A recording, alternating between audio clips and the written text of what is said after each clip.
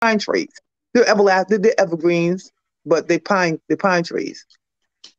Go ahead. For the customs of the people are vain.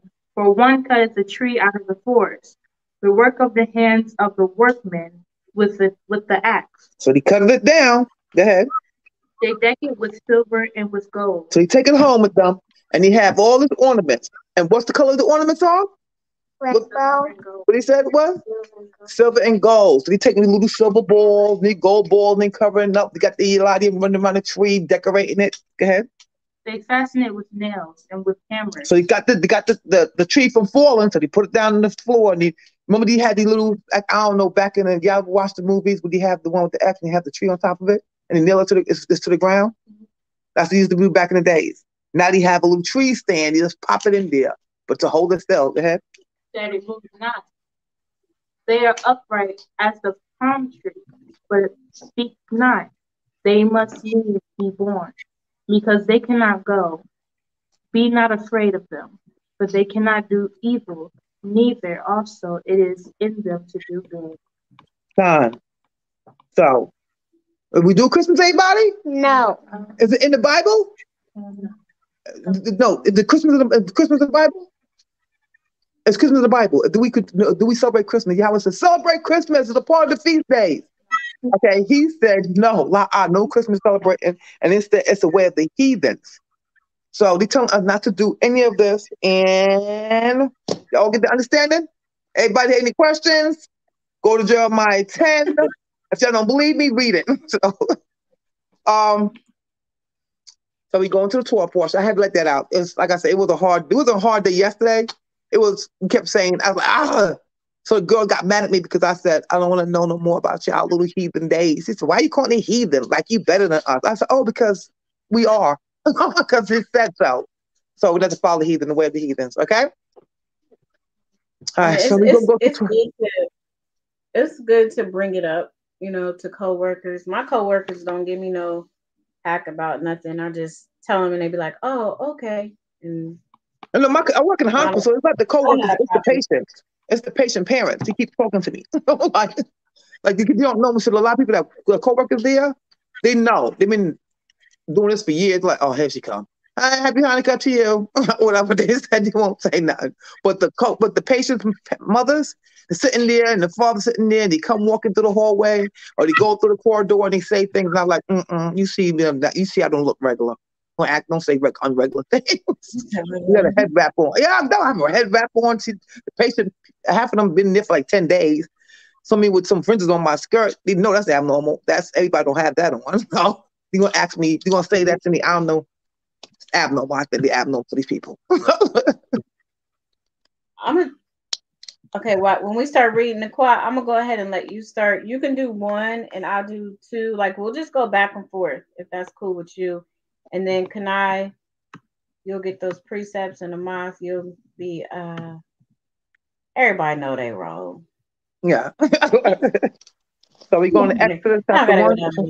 Everybody knows they roll. But give me 1 second because I'm gonna try to put Chaaratazayah's Facebook page back on here because for some reason it's not going through to his Facebook page. I'm gonna come off Chakma's corner.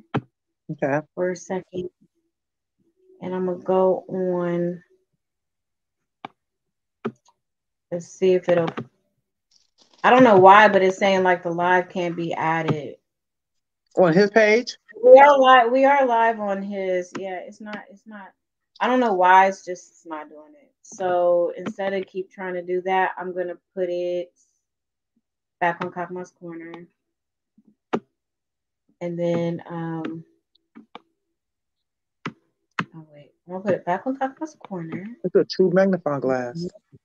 I don't know why it won't let me get on his live. But we are on the YouTube page. So again, shalom to everyone that's joining.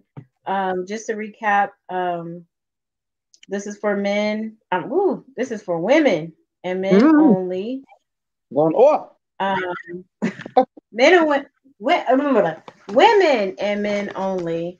If you have any questions, reach out to Chaaratazayah, aka Women and children only. Yeah. These are women.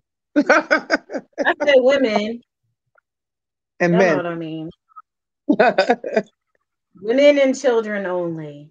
Just something backwards there. Yes, okay, so we're about to start with the Torah portion. Naquan is going to start reading. Shabbat Shalom, Nawah. And here we go.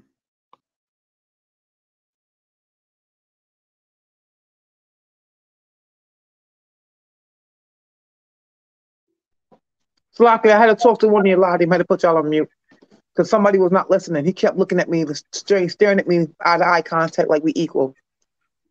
No, we're not. I'm older than you. You're a child. Start reading. Kind of quiet. Read loud because you already sound far away. Come sit right here, Nicola. Come sit over here. I'll switch places with Josiah. Either or. Come on. Come down. Come down. Come, child. Move, Pitney, move. Why you like that? Yeah, go around. Go that way. Jeez Louise. Louise. Woo. Louise calling y'all. Go to that somewhere because I don't understand why y'all don't move and listen. Okay. And for those tuning in that have tuned into our stuff before, you already know it's real. We got kids in the background. There will be pauses, sounds, noises. So constant conversating to the lot over and over like we talking to 15 people. It's only one. That baby.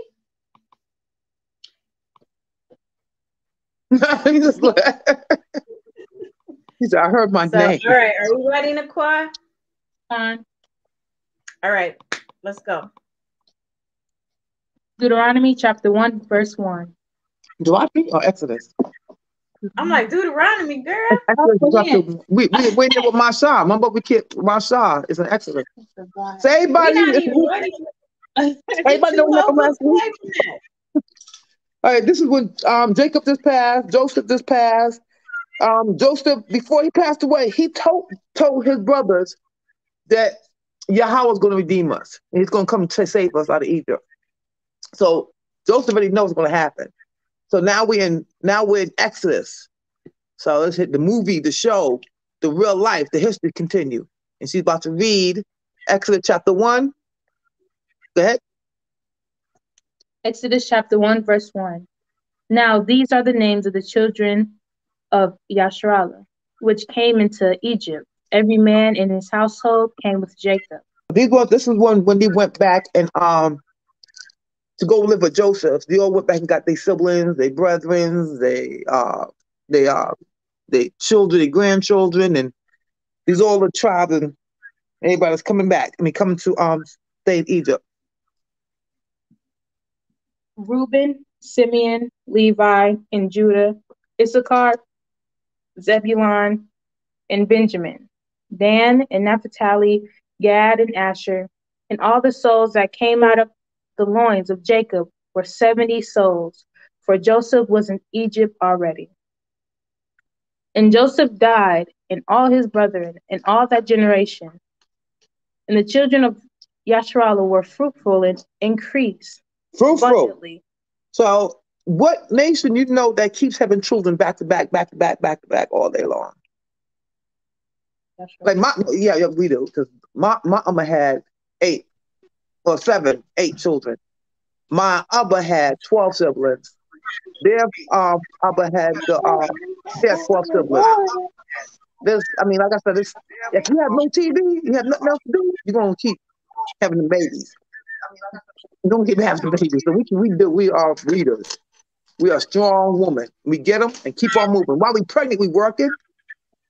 We going to work. We go get up and take care of our family. We don't lay down and constantly lay on our backs all day and say that they don't feel well. And let me tell you something. I was working up. I gave my water broke at work. I'm a whole water just old lady all day and saying that we don't do nothing. That we tired. I'm so tired. I'm so sleepy.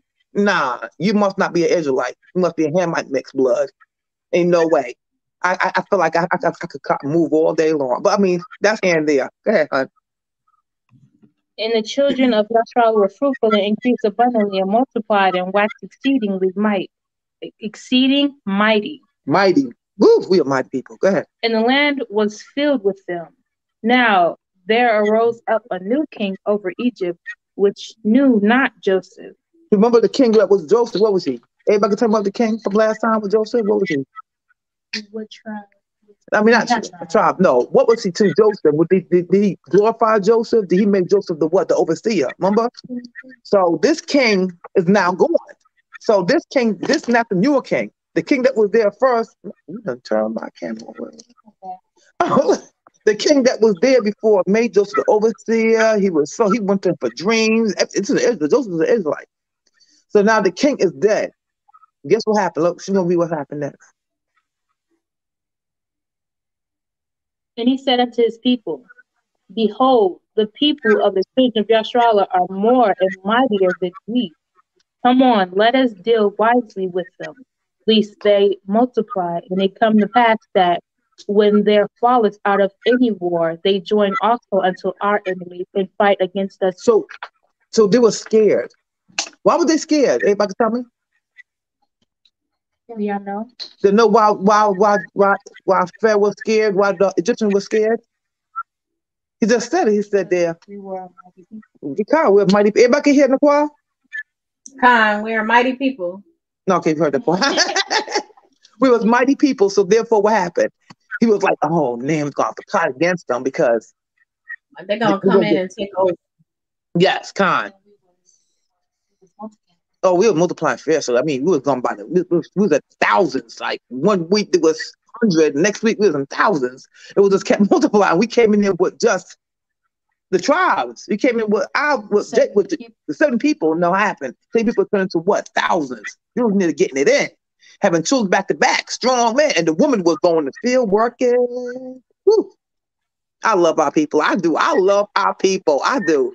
I'm proud of the women that get up off their back and feed their children at the age, 9 months pregnant, about to drop that baby out. People complain that at 2 months, talking about they can't move. There's something wrong physically, mentally.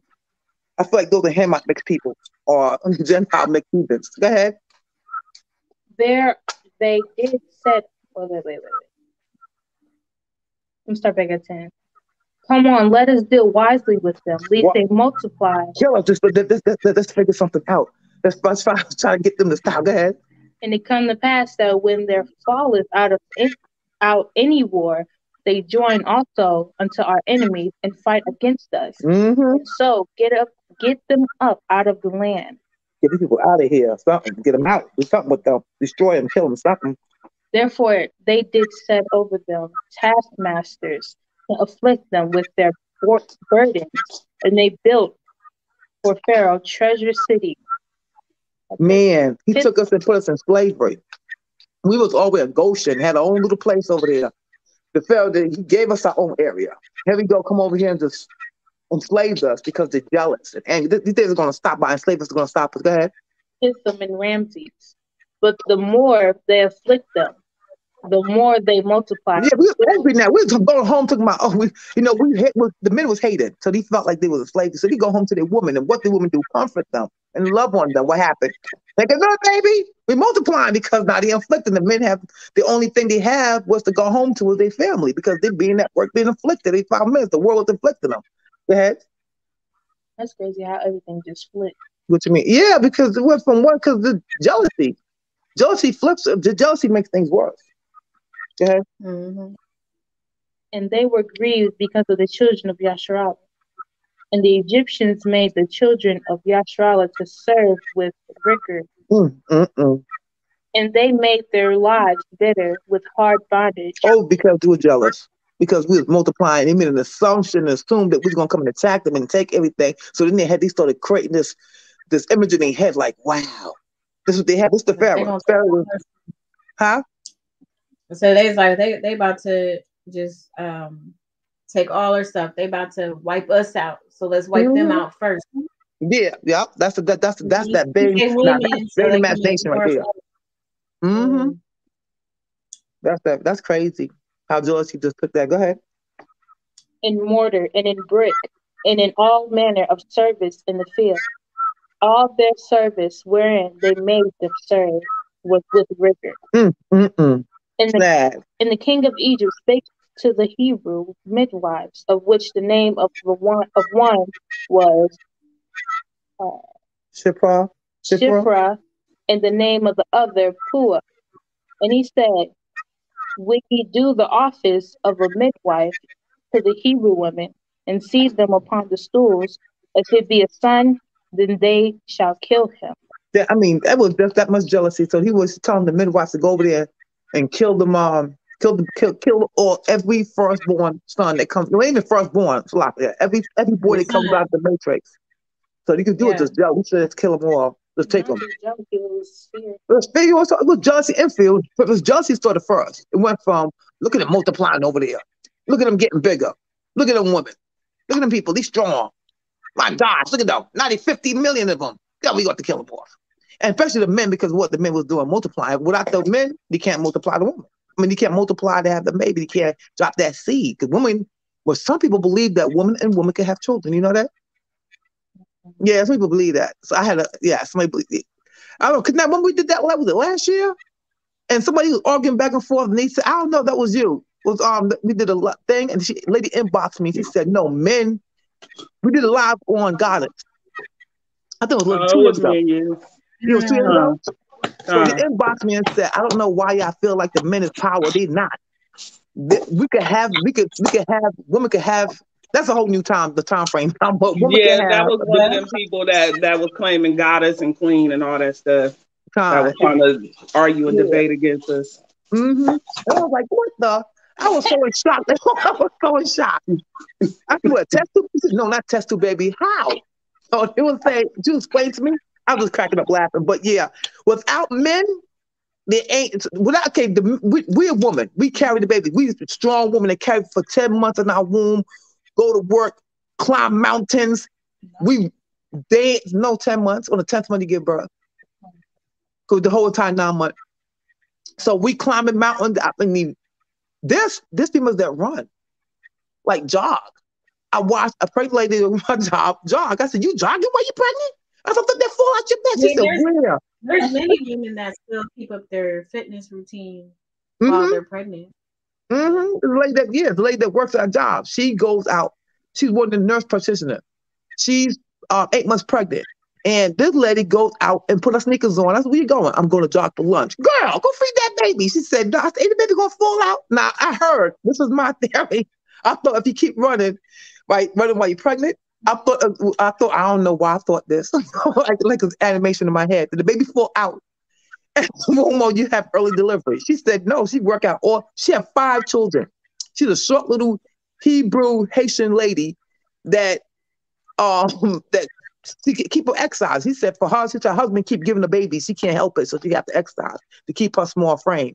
If she don't exercise, he said after 5 babies, she'd be like 200-300 pounds. He said so she have to exercise to eat right. This woman works. Nurse practitioner works 12-hour day shift, 12 hours on her feet. It looked like a heavenly. I'm like, man, you never know.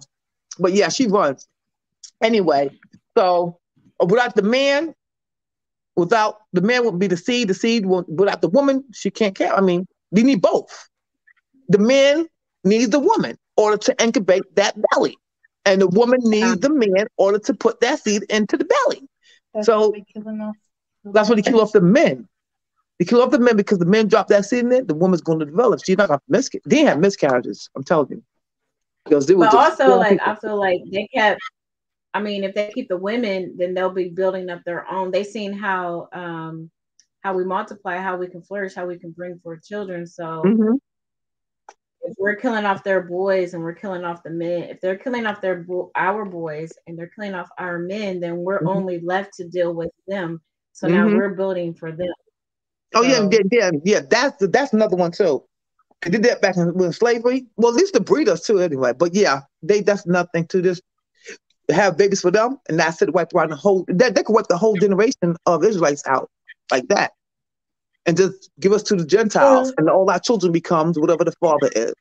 So our children become, say, Moabites, Edomites, Hamites, Cushites and all that stuff. Hamites, Cush, the same thing. But yeah, they did do that. You could wipe Brian, they could wipe out, but they can't. It's hard to wipe us out. So that's why we still here. They put us in slavery. We still standing strong. We still here. Look, like I said, man, I love our people.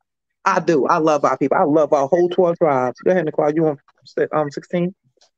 Exodus chapter 1, verse 16. And he said, when ye do the office of a midwife to the Hebrew woman, and see them upon the stools, if it be a son, then ye shall kill him. But if it be a daughter, then she shall live. But the midwives feared Yahweh. But the midwives feared Yahweh, and did not as the king of Egypt commanded them, but saved the men children alive. And the king of Egypt called for the midwives, and said unto them, why have ye done this thing, and have saved the men children alive? Listen up, y'all. Y'all about to hear why I did ask that. You listening? Pay attention. Go ahead. And the midwives said unto Pharaoh, because the Hebrew women are not as Egyptian women, for they are lively and are what? Lively and be what? Lively. What lively mean? Anybody know what lively mean? Describe lively. They have energy. They have strong strength. They came in there like, and no time to kill. Oh, shoot, wait, pop out already. Let's go. So they came in there to push the baby out already before they did to turn around. So, okay, watch my hand. All right, done. Done. They were strong. And you know what? Laying on their back all whole pregnancy, staying they tied, didn't make them strong. You know what they did? They went out and worked. They still work. They make it. They strong. I love our people. For they are lively and are delivered ere the midwives come in unto them. Therefore Yahawah dealt well with the midwives, and the people multiplied and waxed very mighty. Look, they still kept multiplying no matter what. So the midwives, did they do good or bad? Was it listening? But Isaiah, answer. Did they do good or bad? Did the midwives do good? Well, how did they good? Well, they did what? They saved the what? Papaya? Yashar, who they saved, Yashar? Fat baby? We were sure at. Fat baby, who they saved? Answer the question. Fat baby face. His hair look red. So then, you know, we were protectors. You know, there was no abortion. We were protecting the midwives were helping us really by not killing our babies or giving us things to abort our babies. So there was no abortion. You know, we protected what was ours. Yahweh gave them blessings, boy. Yeah, and then the midwives were blessed because, you know, they helped us. They protected us, and they helped us protect what we were brewing on the inside. The males, boy. He said after that, he's like we started flourishing, and what we multiplied. What else we did? Look why you read it. She gonna look at me like, oh, what she waiting for the finish. We waxed very mighty. We waxed what? Very mighty. What? You lied to you? We waxed what? Mighty. We waxed what? Mighty. You sure? Say mighty. Mighty. We waxed mighty. Go ahead. Exodus chapter 1, verse 21. And it came to pass, because the midwives feared Yahawah, that he made them houses. Man, he blessed them, boy. Go ahead. And Pharaoh charged all his people, saying, every son that is born ye shall cast into the river, and every daughter ye shall save alive. He was desperate. He about to kill. He gonna kill Abel, cast them all in the river. What else did that? Who did that with? Anybody remember?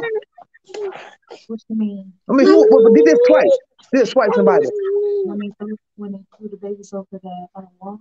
No, that's more than twice then. So she took the people over the wall. That was the Maccabees. But they did it again when Yahawah was born. Remember the king and Herod heard? He's like, oh shoot, we about to be that's about to be the prophet. But He heard us. He said, "Oh shoot, a what? A man? Stop doing that. A man's going to be born. It's going to help Israelites. It's going to help who? Oh no, we ain't doing that. Y'all go over there and go to Bethlehem, kill every child, every son, every boy." But what Yahawah did, he left. He went to Egypt. So let's do it again. And they do it in here. Again, he's trying to get rid of all the men, all our lives. They try to get rid of our men. They hung our men. And they still are. They still are to the police. They still are. Mm-hmm. They're killing them. Yeah. They hung them. They put them in prison. The what's that boy name? I forgot the little boy's name. He ain't did nothing. The 5 boys. They took them 5 boys. These found them innocent after 30 something years. Yeah, the ones that were in the park. Yeah. They're gonna sit there and blame them 5 innocent boys, 5 little boys. Tackled this woman now and raped her, and he put them in jail for man. And then I thought that was recently they just released them. Probably I'll say 6 years ago, 7 years ago. I don't know. Well, I don't know. I just know. I don't know. Central Park boys. They're doing the same thing that they were doing now that they were doing before. Mm-hmm. They started. It started back in Exodus. So everybody know this is us. So they started back here in Exodus, all the way up until now.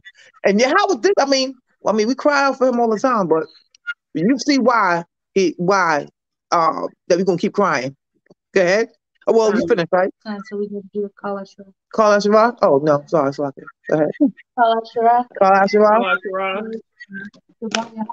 The bar Yahawah.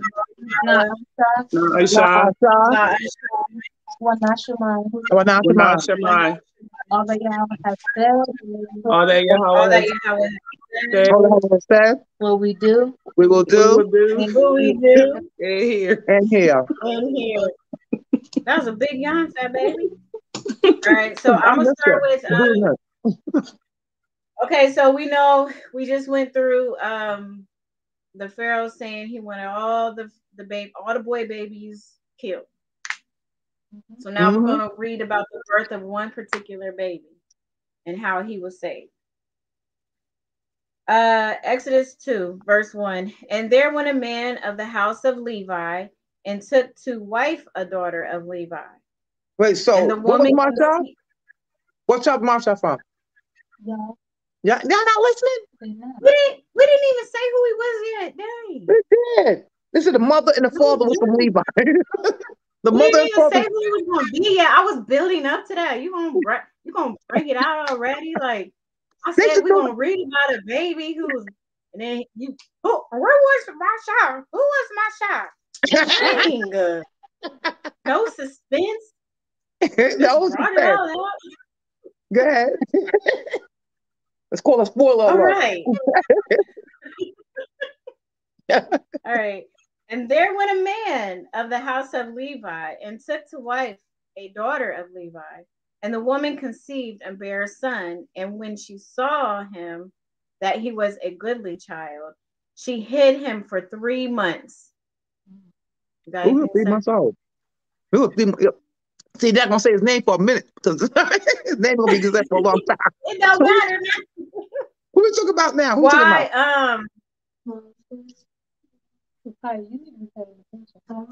Papa, you're not getting no Twinkies.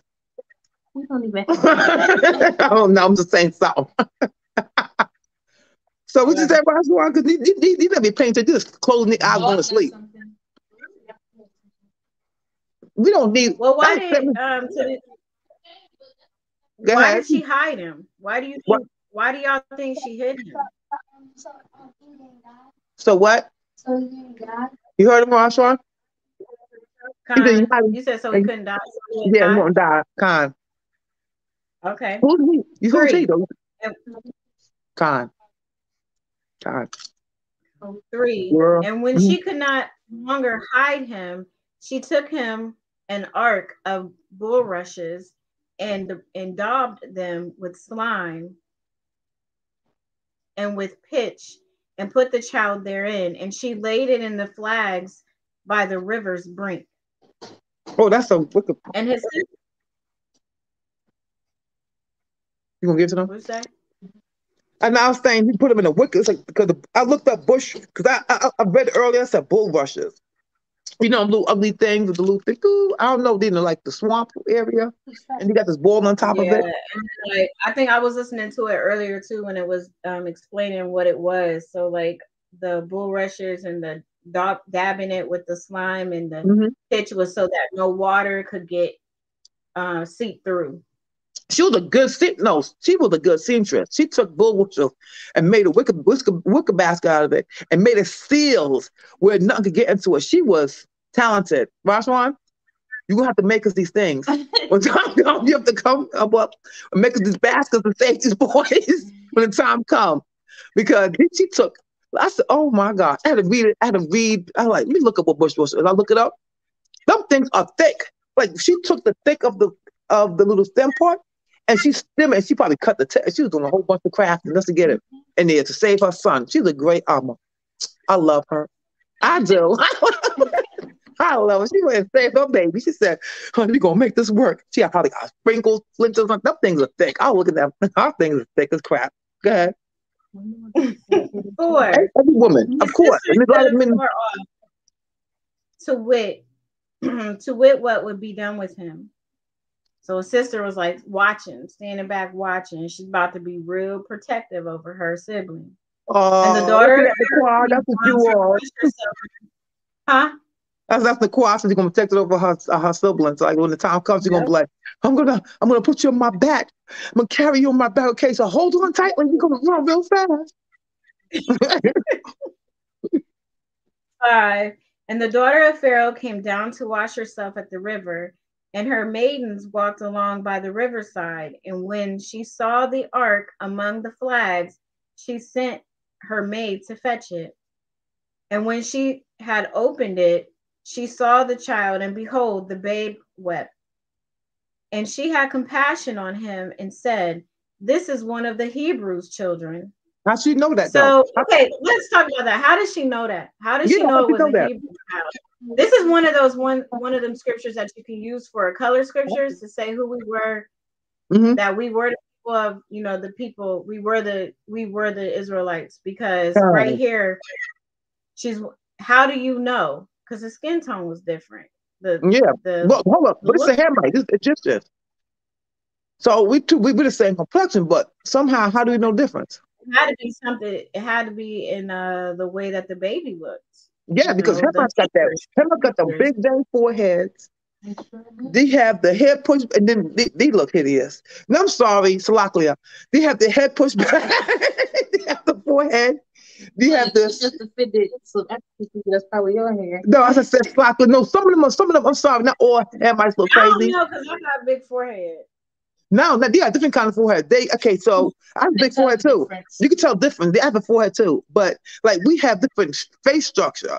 Our ear.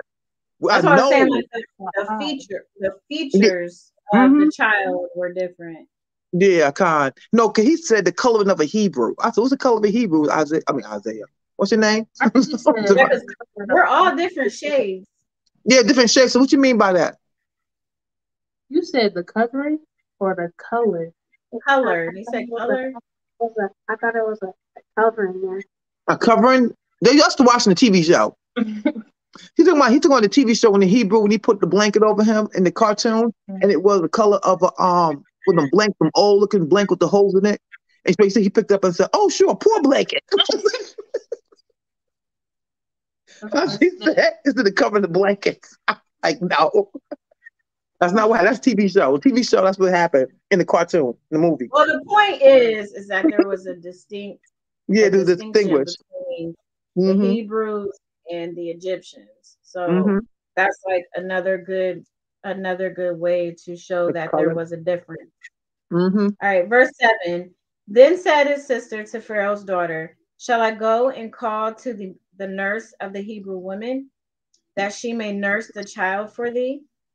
And Pharaoh's daughter said to her, go. And the maid went and called the child's mother. And Pharaoh's daughter said unto her, take this child away and nurse it for me, and I will give thee thy wages. And the woman took the child and nursed it. And the child grew, and she brought him unto Pharaoh's daughter. And he became her. Got caught. Who did it? Who nursed her? Who nursed the child? His mom. His ama. His own ama. The sister said, "Let me go get the nurse for you. I get you somebody who could nurse her." And she went and got the mother. I love it.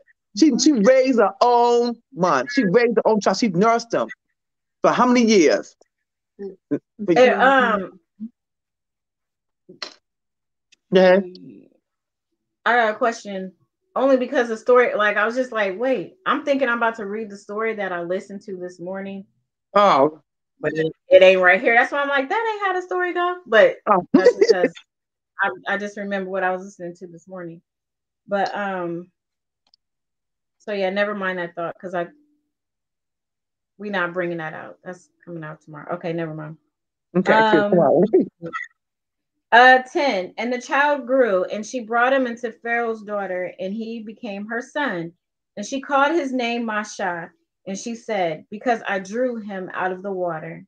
And it came to pass in those days that Mashaan was grown, that he went out into his brethren and looked on their burdens, and he spied an Egyptian smiting an Hebrew, one of his brethren.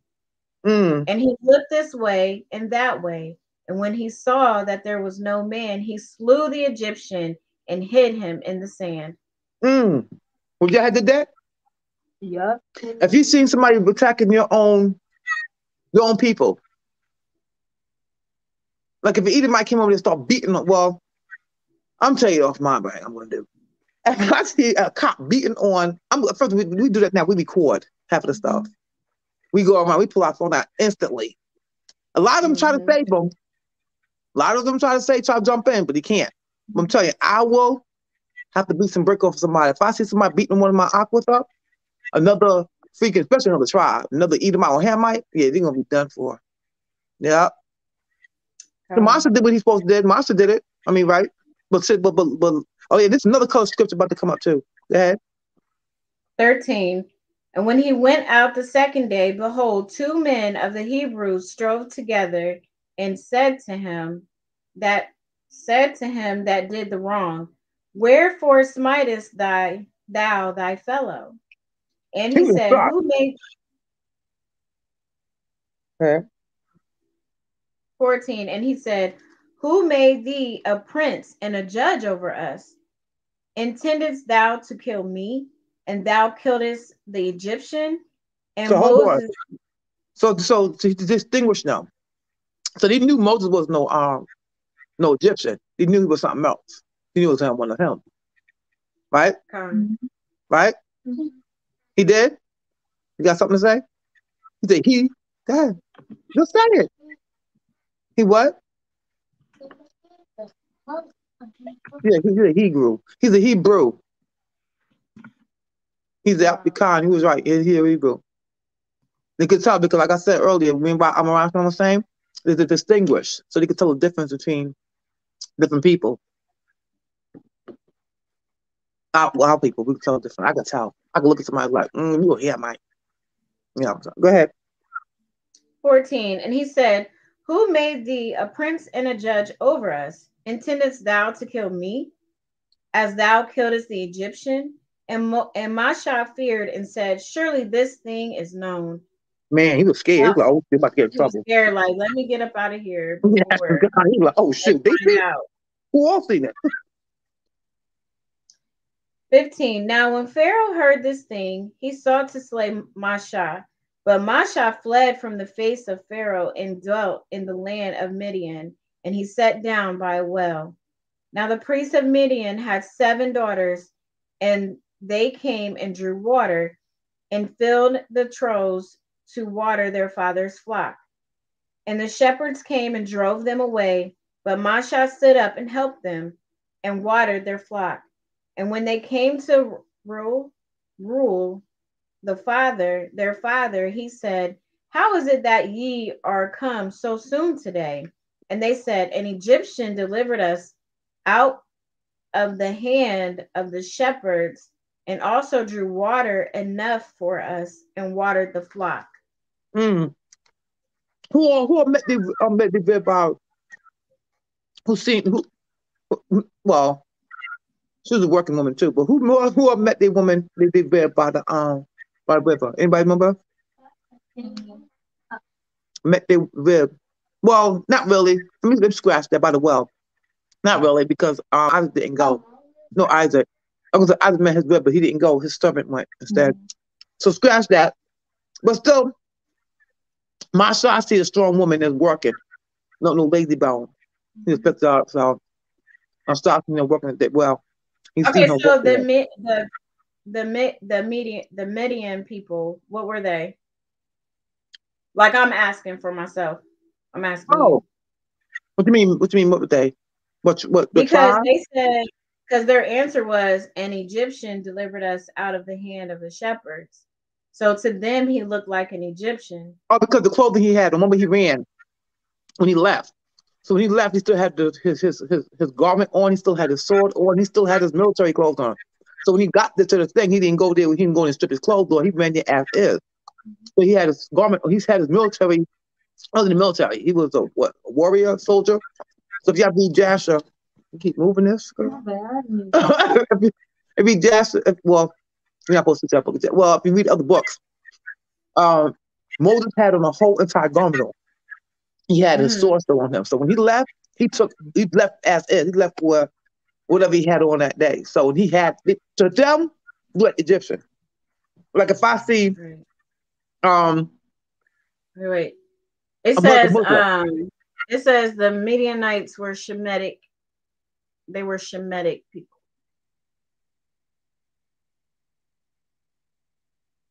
And then we got a comment that says no.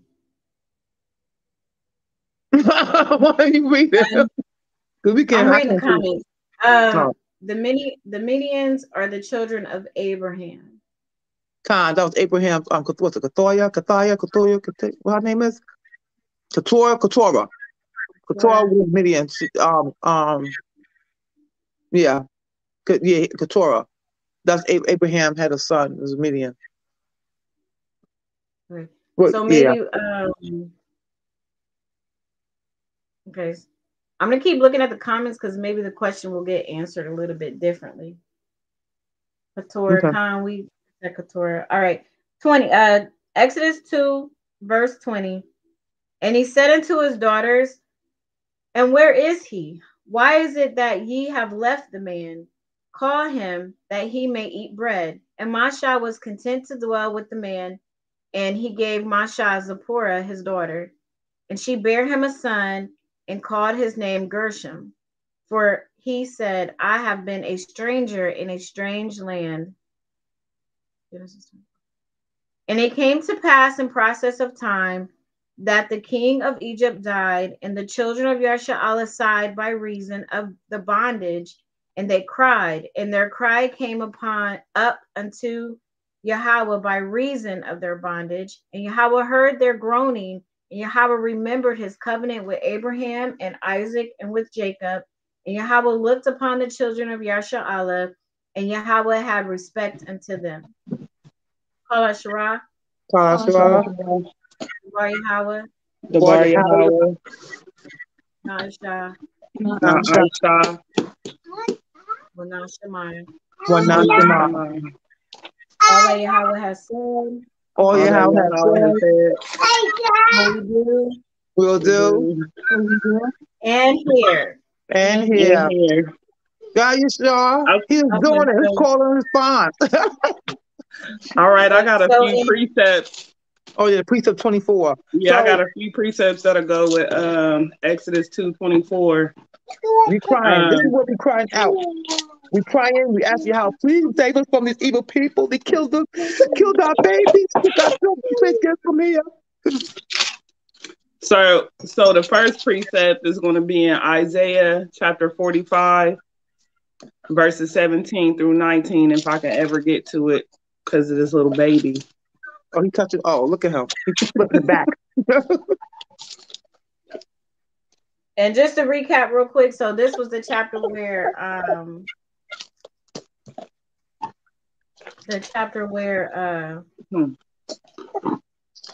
Mashaan was born, and then just like the sis said, she was like, Mashaan was a fugitive as a baby, and then he was on the run again. Like he been running all his life.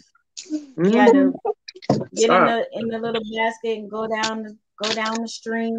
Then he had to run, you know. So this is where he killed an Egyptian. He was born. He was found. Then he killed an Egyptian and he was on the run. But in that, like, he was blessed in that run for real. Like, everything happens for a reason. Oh, Yahawah know our path before we know our path. So Yahawah knew that Mashaan was going to be the one. Everybody knew it was going to happen. Okay, so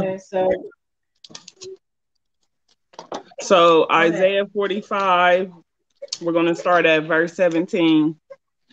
It says, but Yash. Go ahead. Now to the precept to Exodus 24. I mean Exodus 2. Exodus 22, 24. And 25. Well, 23 actually. That's when he started crying. Okay, so verse 17. But Yasharahla shall be saved. Wait.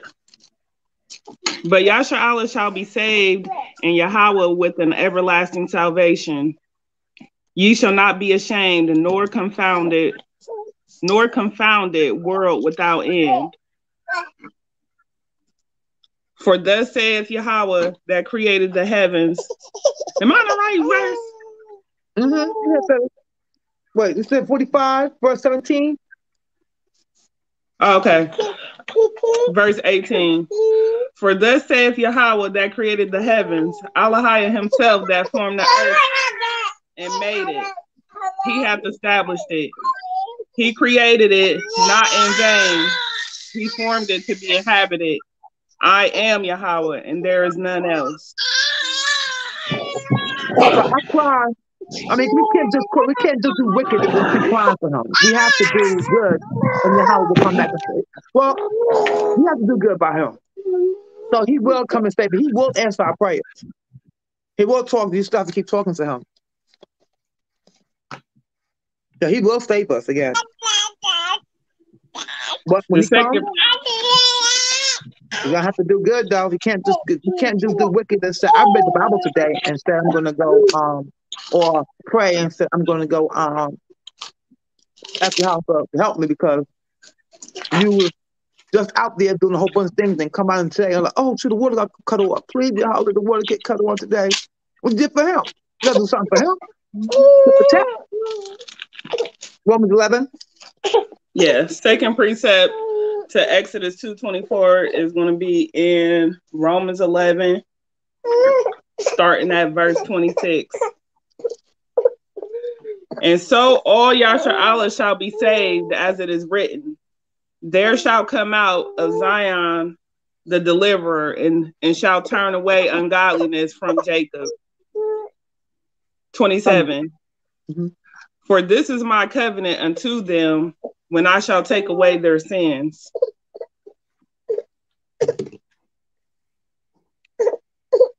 You see him again to show that he said he's going to save all Israel and take away their sins, our sins. So all Israel, say our sins. So, like I said, we have we could cry, mourn, talk to him, but we still got to do by him. This cursing, this blessing. We got to do the blessing. I mean, we got to do we got to do it, Lord. He will give us blessing. If we don't do it, we get curses. Are we all doing what we supposed to be doing? Everybody doing it, Lord? In the world of Yasharahla? We tried to. We tried to, but did everybody else trying? So therefore, we're going to go through some blessings. Instead, we're doing curses because we have to do what he told us to do. He gave us. He gave us. He said, I'm giving you a choice here. You can either do good or you can either do bad. That's what you can do. So, do I mean? In the last one, do I mean 28? Can I? You got it? Oh, God, go ahead. Deuteronomy 28:68. And Yahawah shall bring thee into Mount Azarium again with ships. With ships. What happened? How we got here? And what? And what? And shit, we got here and shipped.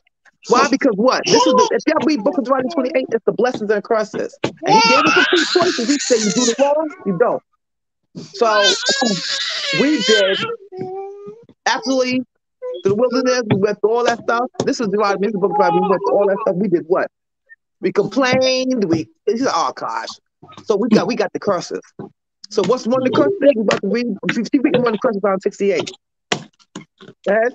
Verse 68, and Yahweh shall bring thee into Mount Azarium again with ships, by the way whereof I spake unto thee. Thou shalt see it no more again, and there ye shall be sold unto your enemies for bondmen and bondwomen, which no man shall buy you. Who got sold? Yasharahla. So that's another scripture right there to go with saying that we are who we are. So who we talking about? Who got sold? Who got taken on ships? Who got sold to the Edomites? Who became slaves? Right, this is us. And Yahweh gave us the simplest little rules, the covenant, the statutes. He called us the laws. He said, please do these and you will be blessed. So I want everybody to read Deuteronomy 28. He said, do them.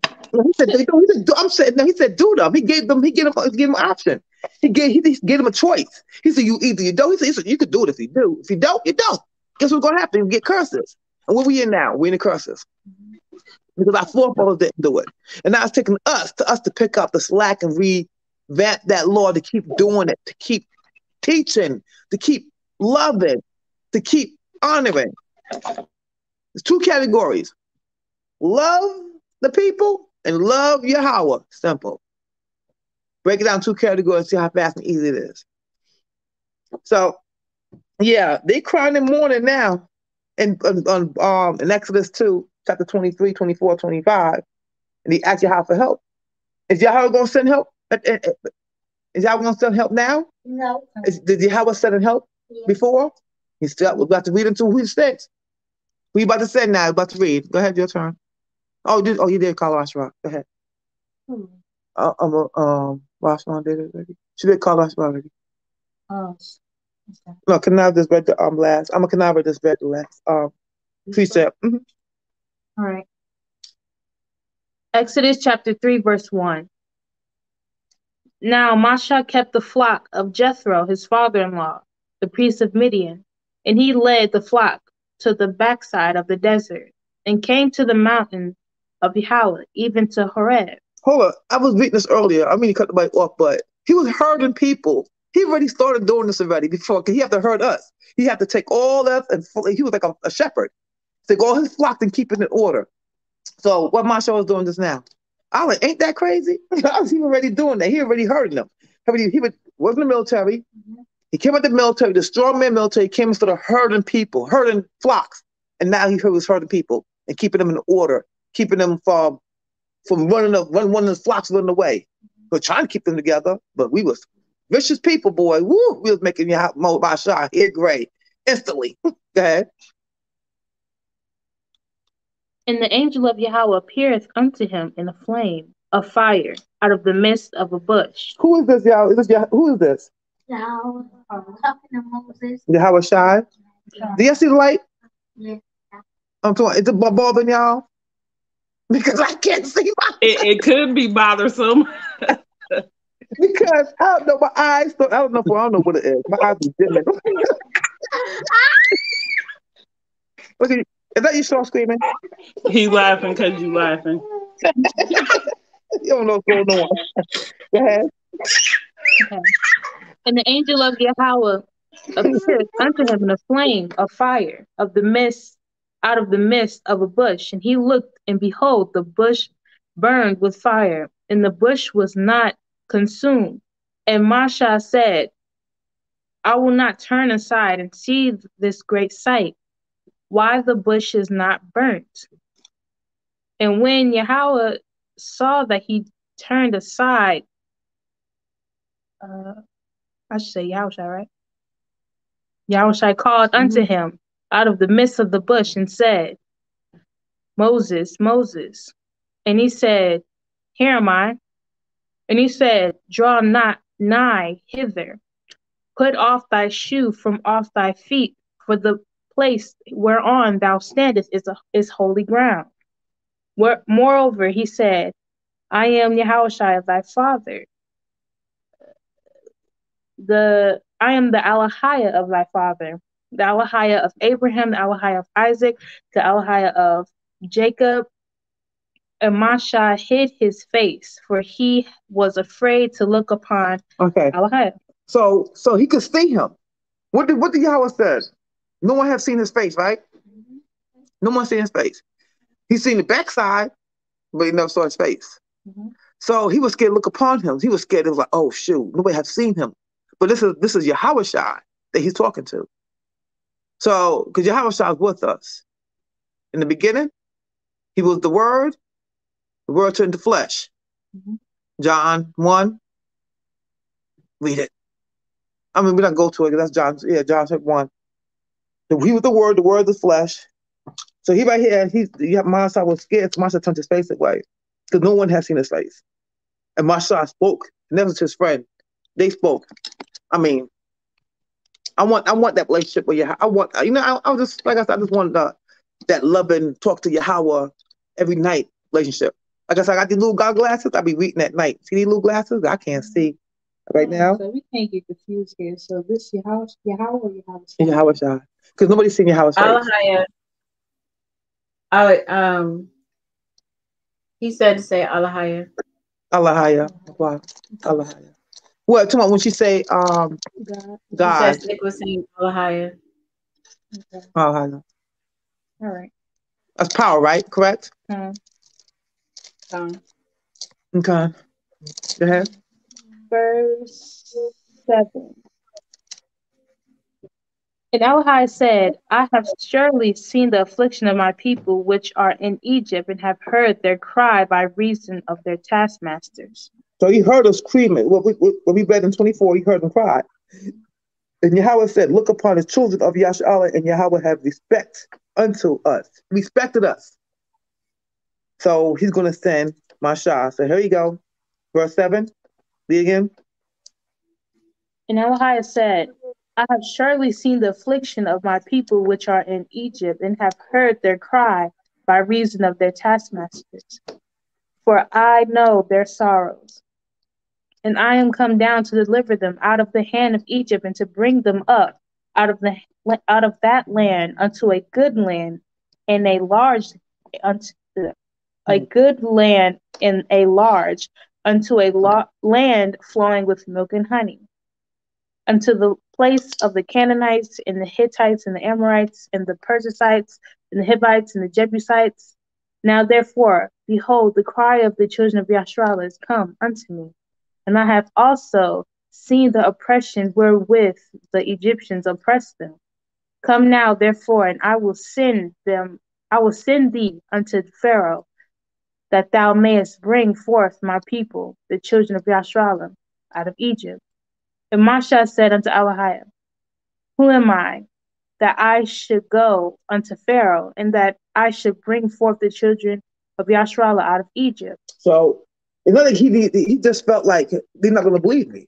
I know what kind of people I'm dealing with here. They're not going to say, oh, shoot, we're going to follow it, and then especially going to Pharaoh. And he wanted to. Yeah, and he felt like, nah, it's because it's a bad idea. Bad idea. But Yahweh, of course, is going to comfort him and tell him, go ahead.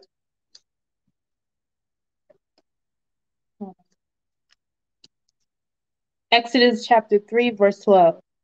And he said, certainly I will be with thee, and this shall be a token unto thee, that I have sent thee. When thou hast brought forth the people out of Egypt, ye shall serve Ahchwathyan upon this mountain. And Mashaan said unto Ahchwathyan, hold on, what mountain? So he said, what mountain do you want? Well, he said serve, because it's serve. I have to make sure, because I feel like it didn't say, because I feel like it's Mount Sinai, I guess, when he did the covenant. He said the covenant, agreeable covenant, the commandments. Because he said, and Mashaan said to, not right here. And Mashaan said this that. Fourth, here we go. And 12. And he said, certainly I will be with thee, and I shall And this shall be a token unto thee, and I have sent thee. When thou hast brought forth the people, so he brought forth people out of Egypt, ye shall serve Yahweh upon this mountain. So these are the mountain there. So I also want to know what mountain that is. So that's a question I have to ask Isaiah Yasharahla. Because I don't know what mountain. I went to ask earlier what mountain was that. Because I want to say Mount Sinai, because that's where we went and got the commandments from. And he brought the commandments down to the people. Go ahead. Verse 13. Let me highlight that. And Mashaan said unto Elohiah, Behold, when I come unto the children of Yasharahla, and shall say unto them, Elohiah of your fathers hath sent me unto you, and they shall say to me, What is his name? What shall I say unto them? And Elohiah said unto Mashaan, I am that I am. And he said, Thus shalt thou say unto the children of Yasharahla, I am, have sent me unto you.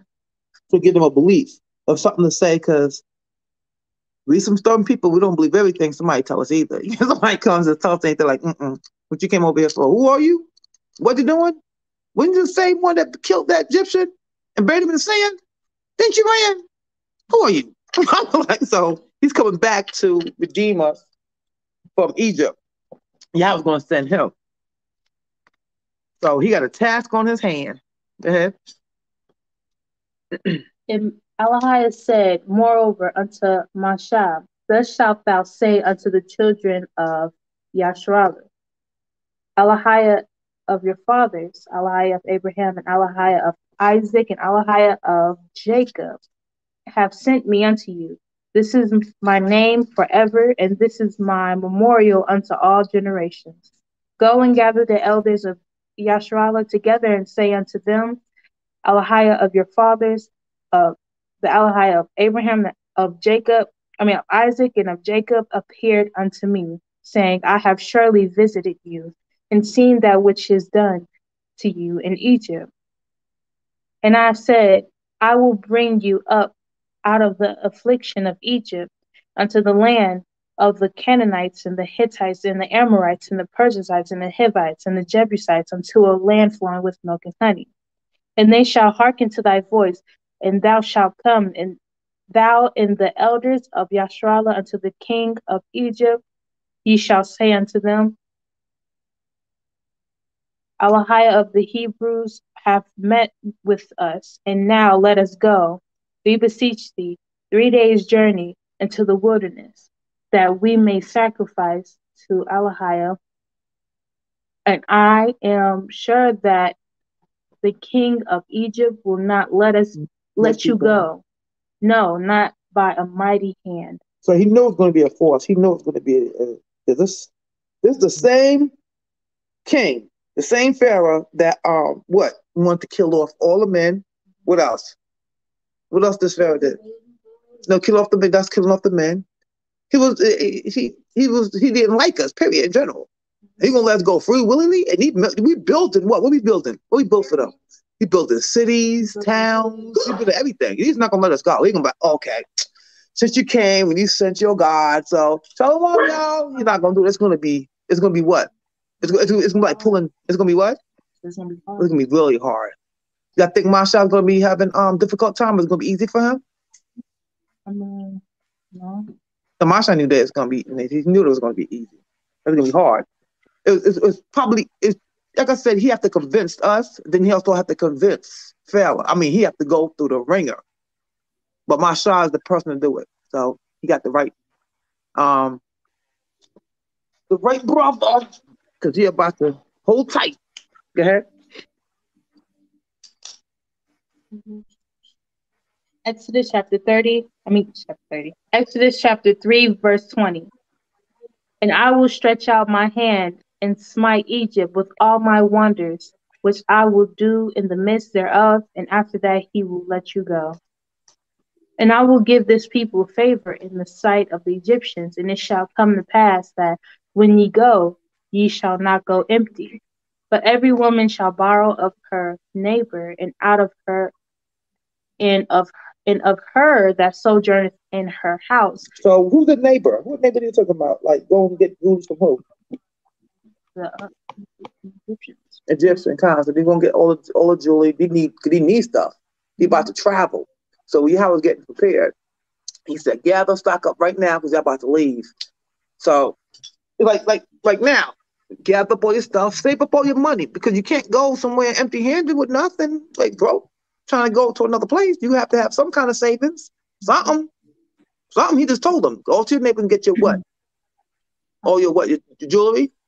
Jewels of silver and jewels of gold and remnant, and ye shall put them upon your sons and upon your daughters, and ye shall spoil the Egyptians. Spoil Egyptians. What's spoil mean? What do you mean by spoil? Take their stuff. We can't rob them, spoil them, take their stuff from out of them. Because we need all of that. We about to travel. All of it. It was Mount Sinai, Mike. It was Mount Sinai. Oh, good. I'm throughout the Yahawah. That was my thing. Put that right here, Mount Sinai. Because I wasn't sure. Because I was reading it earlier, and I was like, I meant to ask, and then I forgot what happened. Something. I got sidetracked a lot. So you about to what you got college right? Oh yeah, it is, isn't it? Mm-hmm. Oh, so we about to take all the stuff because we about to journey. We're not going empty-handed. We're not going with we out there with stuff, right? Khan. Are you ready? Mm-hmm. Call out. Call out Shirah. Call out Shirah. The bar Yahawah. Na Aisha. Na Aisha. Not Shemai. Not Shemai. Yahweh has said. Oh, Yahweh has said. Will do. She's trying to see your straw, but we can't see him. Just can't make a noise. It's that they beating her up. Look.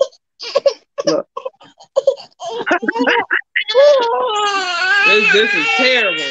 It's okay. Oh. All right. No. All right. Let's going through it. Shit, this is terrible. You got anything else to add to 3? What you mean? You have anything else to add to it? I mean that was it. I mean not add to it, but anything else to say? No, that was not. No, that was it. I was just amazed how. Hey, but by the way, clap your hands. Guess what's gonna happen? You're about to get saved out of Egypt. So Mashaan about to go in and start taking up. About to go in there. I know, but he's about to do it though. He's about to go in there. He's going there with him and who? Aaron. Him and Aaron, 1-man army. Him and Aaron about to go in there like 2. Oh, Yahawah, of course. Yahawah's the commander of all. But they don't know who Yahawah behind the Egyptians don't know who Yahawah is. They know these 2 men coming there. They about to find out? Yeah. They about to find out who the head of all heads. Let me tell you something. When you got a big head like that coming in there, you ain't got nothing to worry about. You always have Yahawah in your back. You always have Yahawah to lean on. When you feel like you have no one, that's Yahawah. And because these 2 men about to go in there with just them 2, a staff, and Aaron's mouth. And you got Yahawah's a backlash. So always got that big man. Fine. I just want to say this again. This is teaching for the women and the children. If you are a man, you have questions or concerns, please direct those to Chaaratazayah, aka Isaiah Yasharahla, on Facebook or Messenger. So I just wanted to put that back out there. So we got some more people tuning in. All right. Exodus 4. And Mashaan answered and said, but behold, they will not believe me, nor hearken unto my voice, for they will say, Yahawah hath not appeared unto thee. And Yahawah said unto him, what is it that in thine hand? What is that in thine hand? And he said, a rod. And he said, cast it on the ground. And he cast it on the ground, and it became a serpent. And Mashaan fled from before it. And Yahawah said unto Mashaan, put forth thine hand. Oh, what he just threw on the floor? What he had in his hand? I'm a quad. Time. So Was that a belief system? Would you have been shocked to be like, oh shoot, oh my goodness, how's this happening? I was scared too. He ran. So when he found like that makes sense. I was been going to, I was like, oh shoot, that then turned to a serpent. At least the staff that the Macaulay he had in his hand, he threw down to prove what? Why did he do that? Why he turned it in there? Somebody, anybody can ask a question. We said no. Look, why? Why did he made that? Why did he jump on bracelet? Why did he do that? Why he have a Mashaan throw the staff on his friend? Yeah, why he do that? To frame him. To frame him. Frighten him. To show him who he is. He said, "I am that I am." He's showing him who he is. He show him, don't be afraid. I have powers. Right. You about to go in there. I'm millions of men. Do what I'm telling you to do because I got your back. I got your back. Look what I just did. I just threw that Stephanie. You thought I could do to people. I just threw that Stephanie. What happened? They came in. It came to a snake. So I got you. Don't worry. I'm millions of men. Don't be dismayed. Don't be afraid of them. I am. I got your back. If anybody don't have it, it's Yahawah. Just trust and believe. That's all he asked. Trust and believe me. So he threw it on the staff and he's like, look, I'll make you a believer right now. Boom. What you seen? Right. Like, you don't have to, this is who I am. Like I done already told you. You know, I told you proof. Way back here. I told you I am that I am. So believe that. So he had to show him, like, this is what I can do. You know. But I mean, it also takes Masha's, faith in the Most High too, because there were magicians and stuff that were doing things like that. So I mean, it's not only showing him, but his faith in the Most High is going to comes into question. I mean, to me, that's what I think. Because back then. No, Kyle, you're right. And that's kind of quick because remember he was raised by an Egyptian too. So he had that Almighty, grew up in the faith and believing in that Yahweh, this Almighty man. He grew up with that. So he grew up something when you get him a life. Should we answer no question? Like she gives away candy to people that haven't participate. So no, yeah, you're right. So he had this. He showed them. With my tooth, no problem. Right. You read? No, you're not. Now here we go. We about to go into like another color scripture as well. Exodus 4 verse 5, that they may believe that Yahweh Allahayah of their fathers and the Allahayah of Abraham and the Allahayah of Isaac and the Allahayah of Jacob hath appeared unto thee. And Yahweh said furthermore unto him, put now thy hand into thy bosom. And he put his hand into his bosom, and when he took it out, behold, his hand was leprous as snow. So this shows what?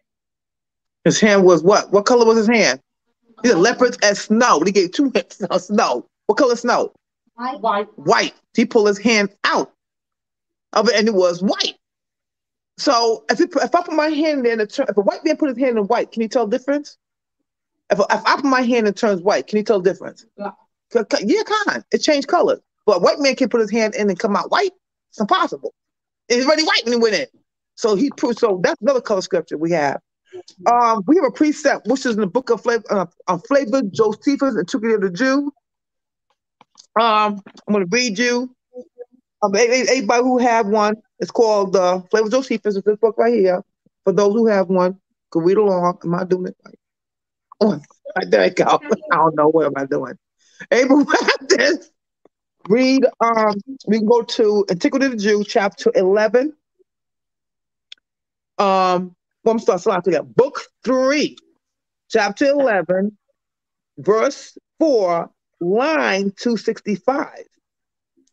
That's the precept to what Rashwan just read.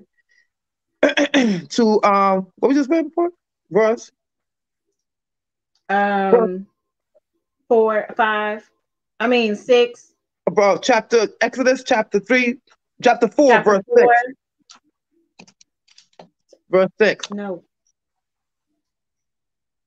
Exodus. Ooh, my tooth bothered me. 4 verse 6. Okay. I have to make sure with this down. Whence one cannot but smile at those who say that Mashaan was himself afflicted with the leprosy when he fled out of Egypt. To laugh. You got it? You find it? Oh, shit, girl.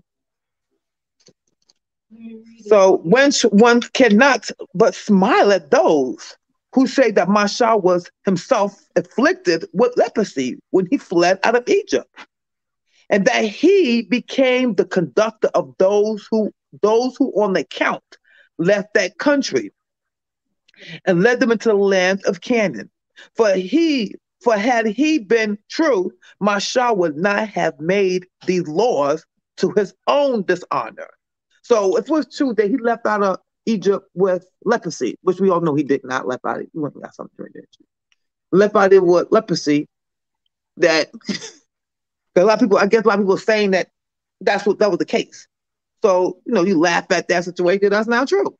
So I'm here to tell you it's not. And well, of course, he put his hand in and it came back out. What color? I'm pretty sure a lot of people said that he had leprosy. He put his hand in and it was what? It came out. He put it in and it came out white. He put it back in. It came out the complexion we are. White, like I was telling him earlier. I was telling Elijah, like a person that have white skin cannot put it in and come out white. I mean, you won't know difference. You won't be like amazed. He was amazed. No. For had this been true, Mashaan would have not made these laws to his own dishonor. Oh, here comes the number 5. Oh shoot. It's number 5, verse 1. Of the Lord Mashaan. The Lord Mashaan, because let me read this again. Let's say it one more time. For had this been true, Mashaan would have not made these laws up in his own dishonor. Dishonor would be him being leprosy, which indeed it was more likely he would have opposed if others had devoured to introduce them. And this the rather because there are lepers free from reproach and evidence, but who have been great captains of armies and been entrusted. Put my little. I'm not put this on, y'all. There you go. Entrusted, had the privilege of entering into the holy place and temple. Numbers 5, verse 1. Numbers 5, verse 1. And Yahawah spake unto Mashaan, saying, command the children of Yasharahla that they put out of the camp every leper and every one that hath an issue, and whosoever is defiled by the dead. Both male and female shall ye put out, without the camp shall ye put them, that they defile not their camps, in the midst whereof I dwell. So if this was true, okay, I think it stops at what, 3? 1 to 3? That stopped at 4. So if it was true, so if it was true, the law would have been established. If Mashaan had, look at this, like Cyclops. If it wasn't true, if it was true that he had lepers, he would have put this law because that would make him what? Unclean, right?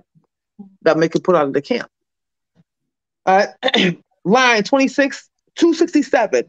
So that nothing hindered, but if with him had been liable to such misfortune in the I put it back on. Misfortune in the color of his skin, he might have made laws about them for their credit and advantage, and have laid no manner of difficulties upon them. Line 268. Accordingly, it is plain case that it is out of the violent prejudice only that they report these things about us. But Mashaan was pure from any such distemper, and lived with countrymen who were pure of it also, and thence made law which concerned others that had distemper. He did this for the honor of Yahawah, but as to those matters, let everyone consider them after what manner he please. So he didn't have leprosy. He was strong for that moment. He put his hand in and he put it back out. He put it back in and he put it back out. And he went back to Well, what? we do know that Edomites can have leprosy, but what it is that TV teaches us that Mashaan was a white man and he wasn't. Okay. Oh yeah. So as you saw the little cartoon animation show, the little white man running on there talking about he put a shirt and I don't know how that cartoon went no more. Did he put his hand in the coat in that cartoon? I think it came out lumpy, something like that. It came out lumpy? Yeah, like but it says snow though, so he missed that part out. What color snow? What color snow? Right, like white as snow. Well, yeah, this the leprosy as snow. So leprosy as snow, so snow is white. So you can't just leave that part out and just come up with bumps. like, you know, the cartoon is. They still tell the truth. Of course they not. But I'm saying, it's clearly. Yeah, they're not going to tell the truth. They haven't been telling us truth. That's why those of us who are learning the truth now, let's just take today, for example. It's the pagan day Saturnalia.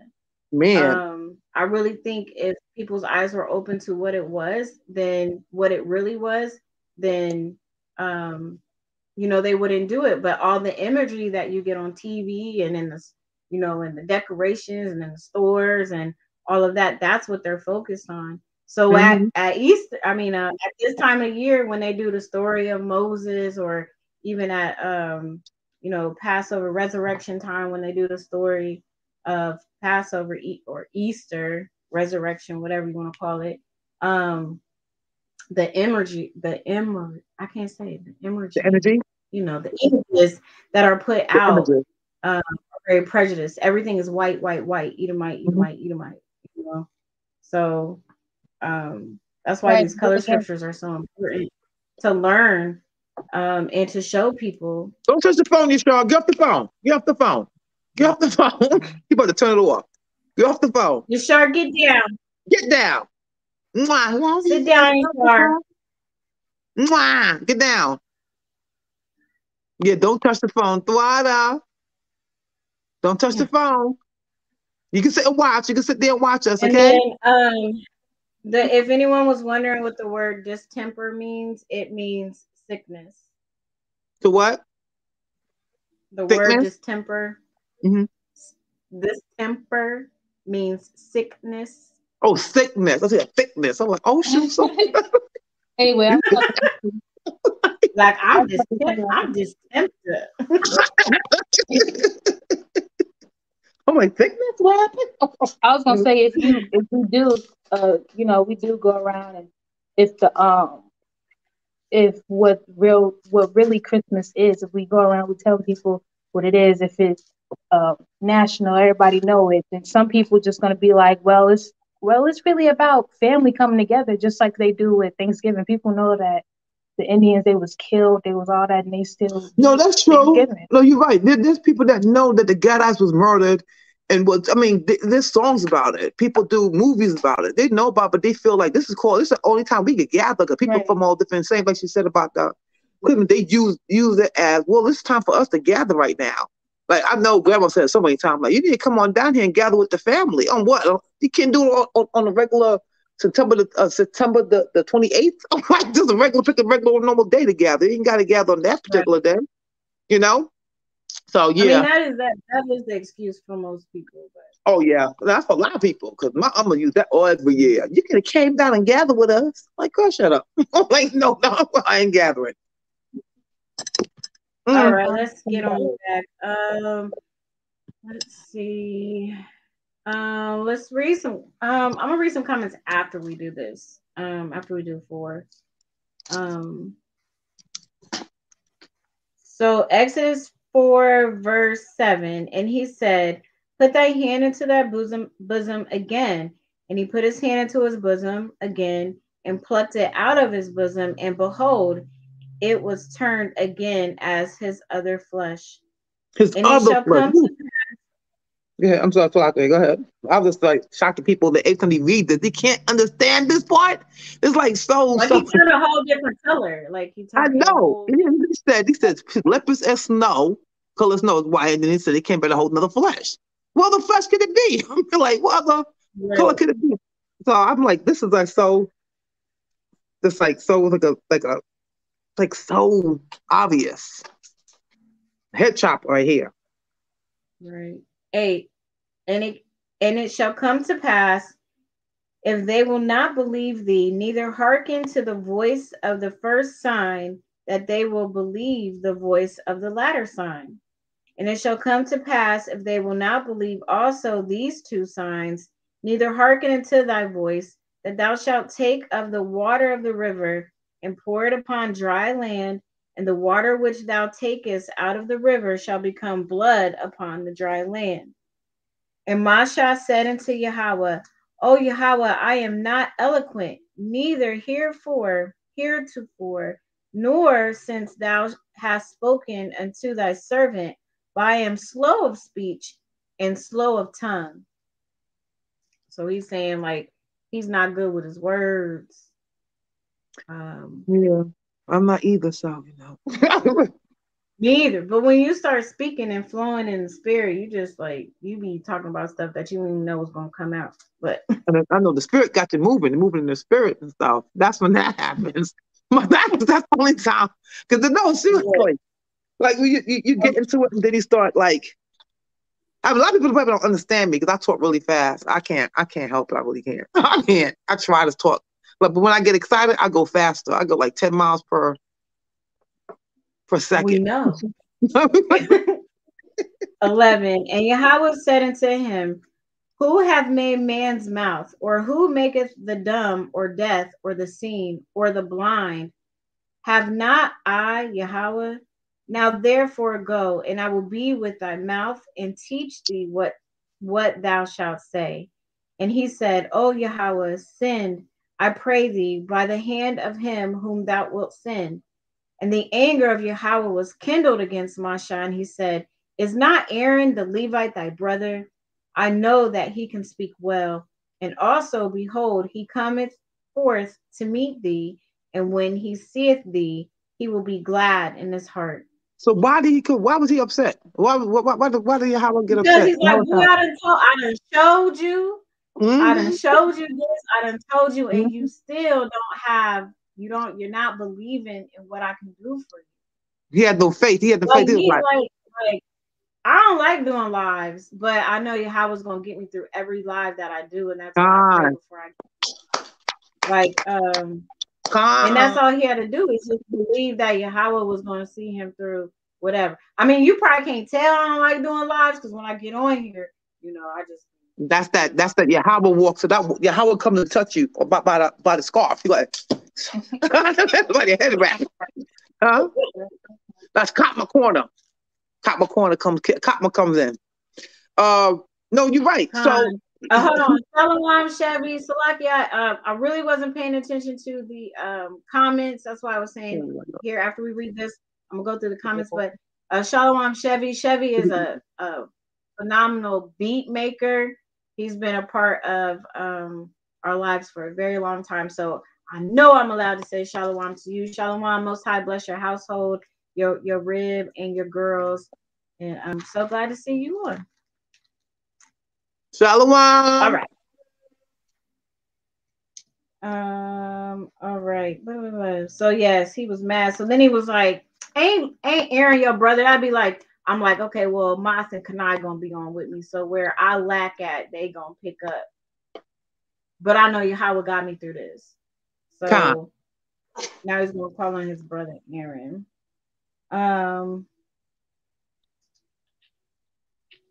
14. Exodus 4, verse 14. And the anger of Yahawah was kindled against Mashaan. He said, is not Aaron the Levite thy brother? I know that he can speak well. And also, behold, he cometh forth to meet thee. And when he seeth thee, he will be glad in his heart. And thou shalt speak unto him and put words into his mouth. And I will be with thy mouth and with his mouth.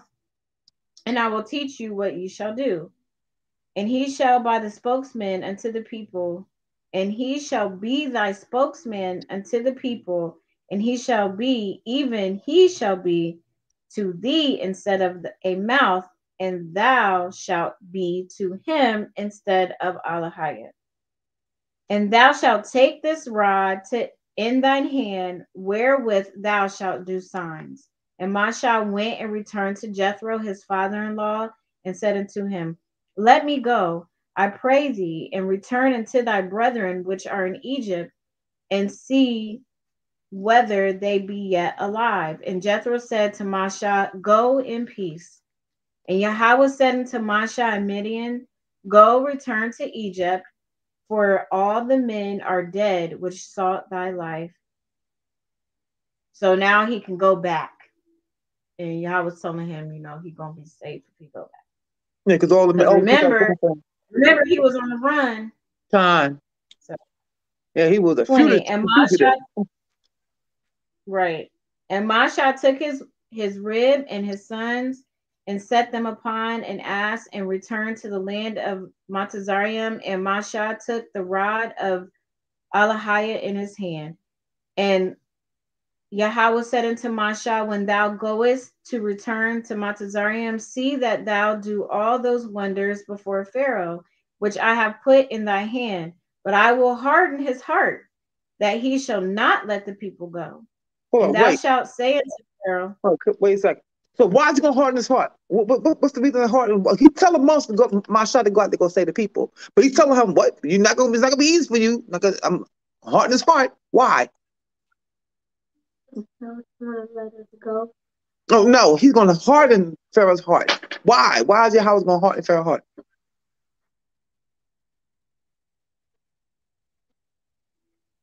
He's going to show. He's proving the point. What kind of point, Nikwah?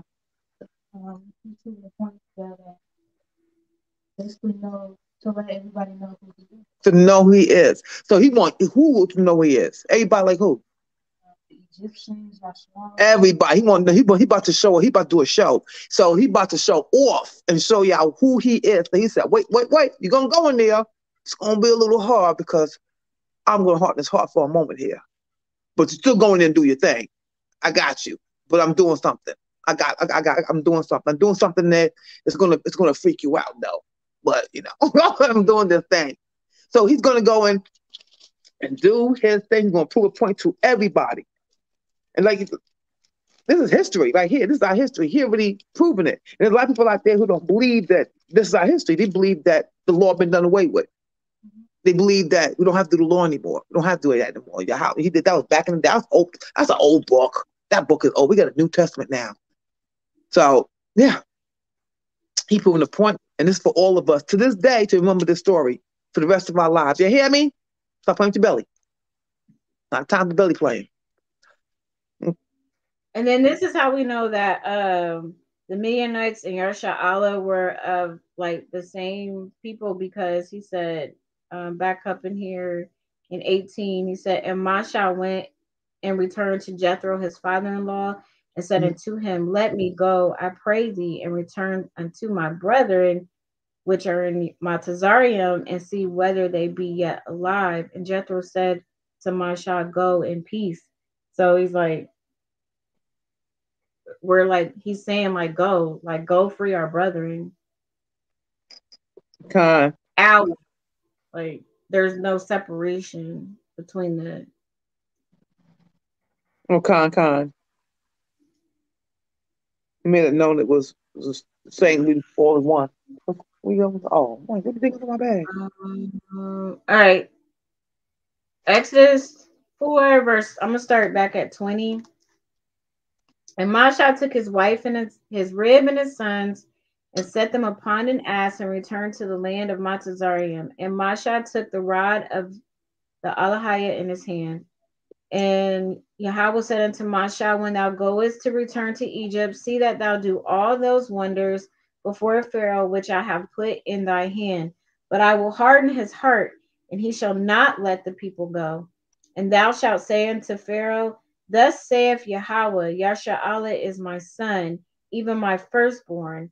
And I say unto thee, Let my son go, that he may serve me. And if thou refuse to let him go, behold, I will slay thy son, even thy firstborn. And it came to pass by the way in the end that Yahawah met him and sought to kill him. Then Zipporah took a sharp stone and cut off the foreskin of her son and cast it at his feet and said, surely a bloody husband art thou to me. Wow. I was rude and disrespectful. That was so rude. I'm like, Mashaan was humble. He was humble and meek. Mm. Some men with that went off. I'm like, what? You was teaching this? I had to read something on the side. I'm sorry. 26. So let him go. Then she said, a bloody husband thou art because of the circumcision. Mm, mm, mm. And Yahawah said unto Aaron, go into the wilderness and meet Mashaan. And he went and he met him in the mount of Ahchwathyan and kissed him.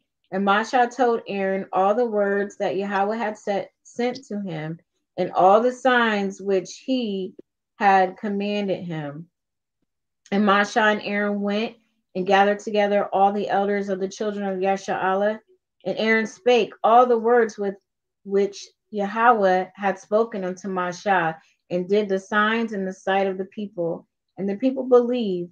And when they heard that Yahawah had visited the children of Yasharahla, and that he had looked upon their affliction, then they bowed their hands and worshiped. Man, she was just disrespectful. I had to read that. I was reading that over in my head. Yeah, very disrespectful. All she had to do was just do it. That's all she had to do. Because he gave us the commandment. That was like that's like your head telling you, let's run it. Spit in his face, call him a name, stomp on his heart. It's just crazy. Well, women can be very disrespectful. Mashaan was very good though, because he was let's do a basic person, deal with a stuff like what the I went through the flesh out on the leg and the food there and said, and then call him bloody husband out thou to me in anger. All she had to do what she had to do. Okay, so but I have a question though. So it says then Zipporah took a sharp stone and cut off the foreskin of her son and cast it at his feet and said, surely the bloody husband art thou to me. So why wasn't her son already circumcised? Remember, I'm going to say Mashaan was raised by Egyptians. And then have that. Yeah, kind. Because remember, he was circumcised already. Remember, he was given away. He was thrown into the river at 3 months. So on the 8th day, he was already circumcised. His boys wasn't, obviously. Fine. Okay. Call Shara. Debar Yahawah. Naisha. Wanashamai. All that Yahawah has said. What we do in here. You're doing here. You looking for Yahawah? You looking for your saw? You looking for your saw? You're gone. That's why. You looking for your saw? Your saw was. He'll say. He'll repeat after what we saying. He'll do a call out. He'll do the call and response. We hear him. He'll call Yasha. All right, moving along.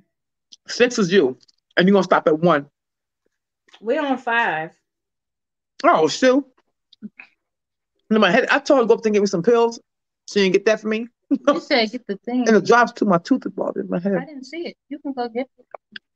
But I'm gonna pause for a minute. I'm gonna go up there and get me something real quick. All right, Exodus chapter 5, verse 1. And afterward, Mashaan and Aaron went in and told Pharaoh, thus saith. Wait, let's clap our hands. We'll Mashaan that right now. He's a robbing Egypt. He's in Egypt, y'all. Let's be happy. He's about to go save the people. War about to start. Hold on 1 second. It said there's a comment that says how old was the child. I don't think it says how old the child was. It just says she took a sharp stone and cut off the foreskin of her son. So it doesn't say what it might in one of those different books. Come on, like one of they didn't say what how old he was, but he was born. He So was that's born. something that we'll have to look up and speak on off of here, or maybe Chaaratazayah will go over that tomorrow, because he'll go more in depth and read those books that we're not using today. Because he was already born already, so I'm pretty sure it's past the 8th day, and she wouldn't be upset. She was upset. She was big. She was big mad. Did it say he was born already though? He was born already. Remember, and he had a son. To the first son when he got married. That was in chapter 1. I mean, 2. That was back in what, 2, chapter 2. 3? Yeah, 2. So he was already born by then. His name was Gershon. It doesn't go into like if they did all of that, but to me that's why I asked the question, because I'm like,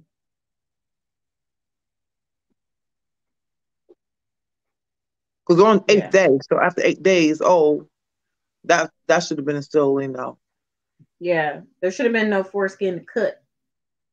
Yeah, he should have already cut that. The foreskin should have been done. I'll be back. I'm going to print me some. All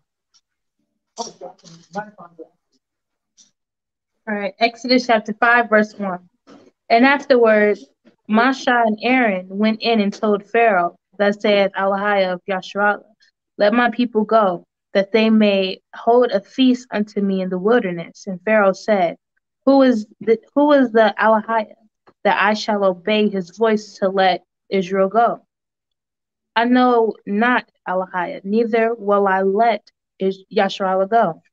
So he's like, who is telling you? Who are you speaking of that is telling you to tell me to let your people go? I don't know who you talking about. And they said, Ally of the Hebrews have met with us.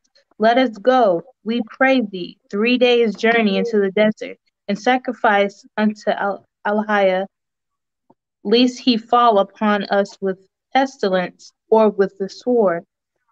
And the king of Egypt said unto them, Wherefore do ye, Mashaan and Aaron, let the people from their works?